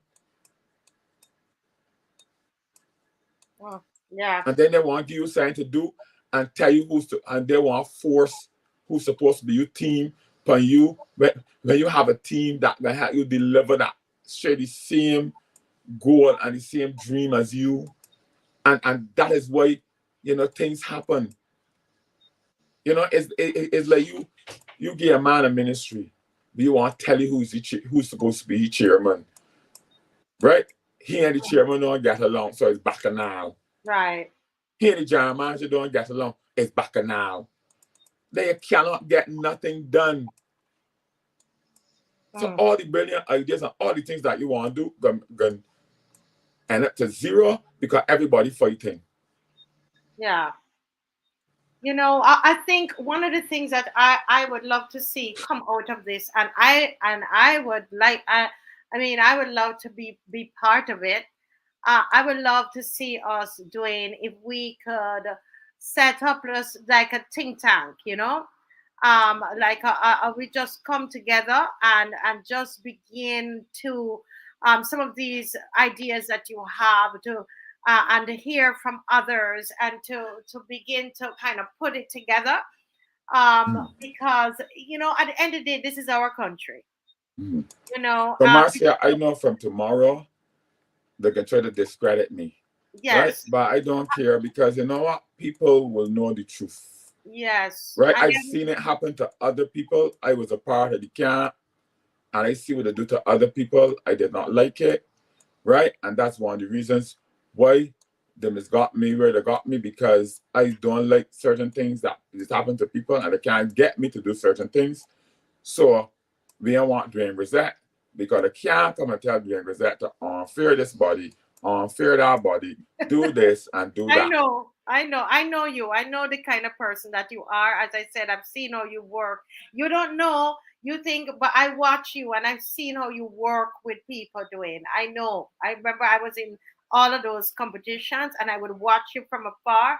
We dealt with on some other things, and I watch how you are about the people, and that's why you're at loggerheads and you're meeting up with people, because of what you stand for.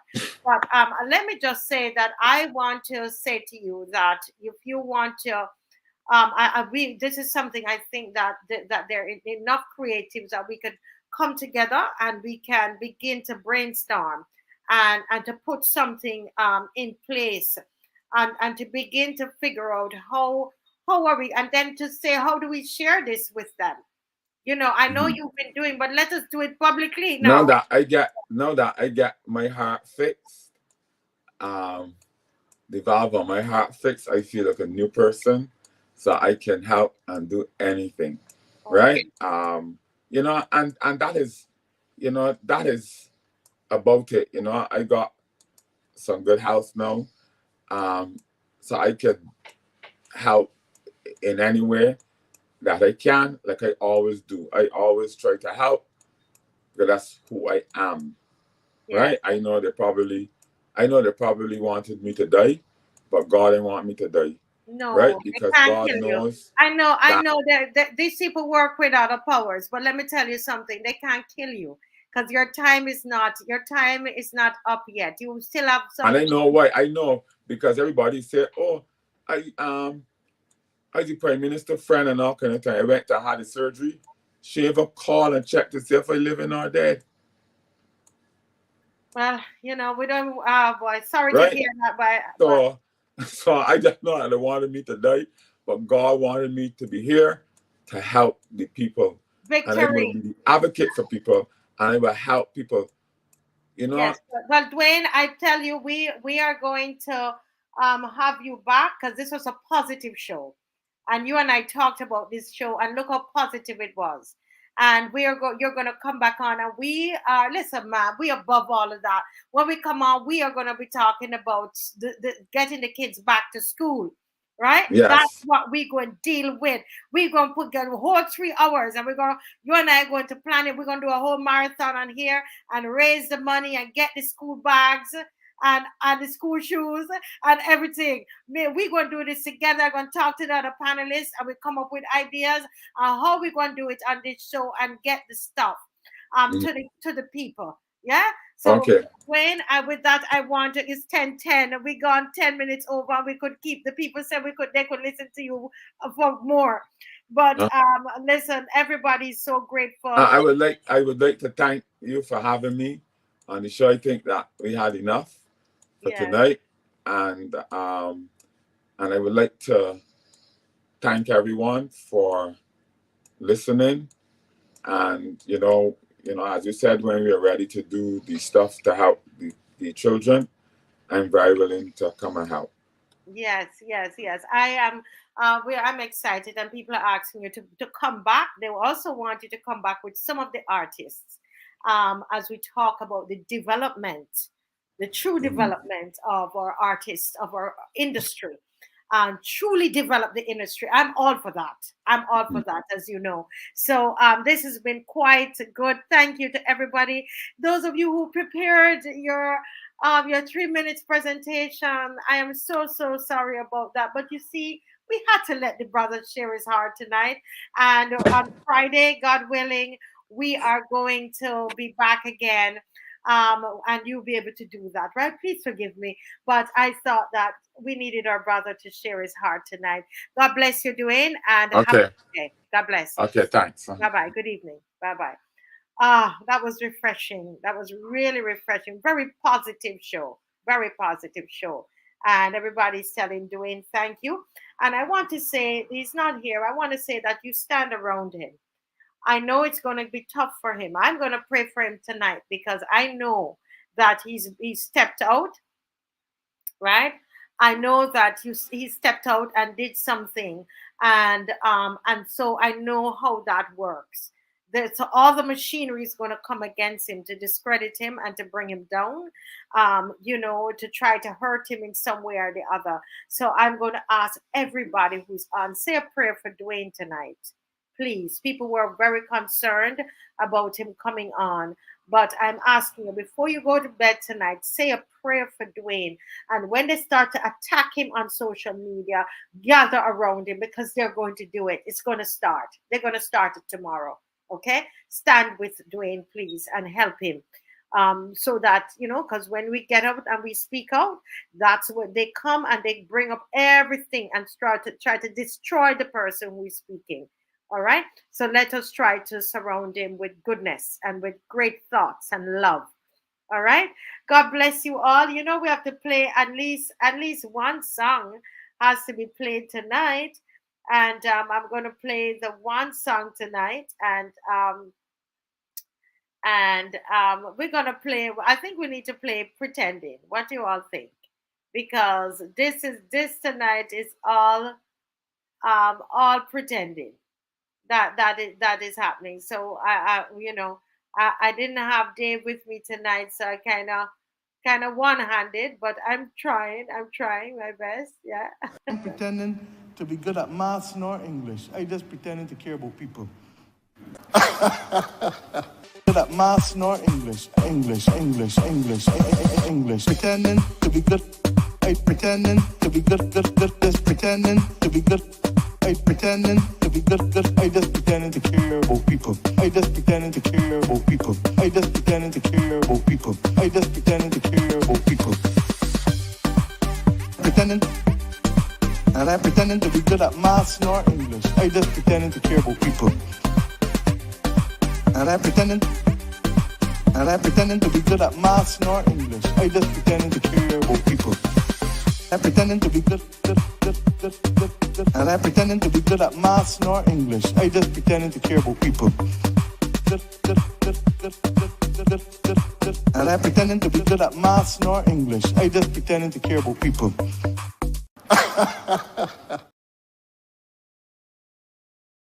All right. They want me to play Mia Let Me Down. All right, let me play that one. Promise us a better tomorrow. Tell me that it's suffering done. Me attack the vote and let me down. Me attack the vote and let me down. She did only want little teenage big contracts and not corruption. Me attack the vote and let me down. Me attack the vote and let me down. Barbados is too small for me. My pocket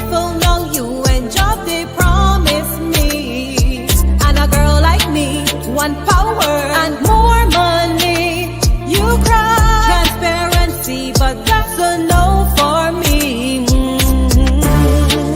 Promise us a better tomorrow. Tell me that the suffering done. Me attack the vote and let me down. Me attack the vote and let me down. She did only want little dealing, big contracts and not corruption. Me attack the vote and let me down. Me attack the vote and let me down.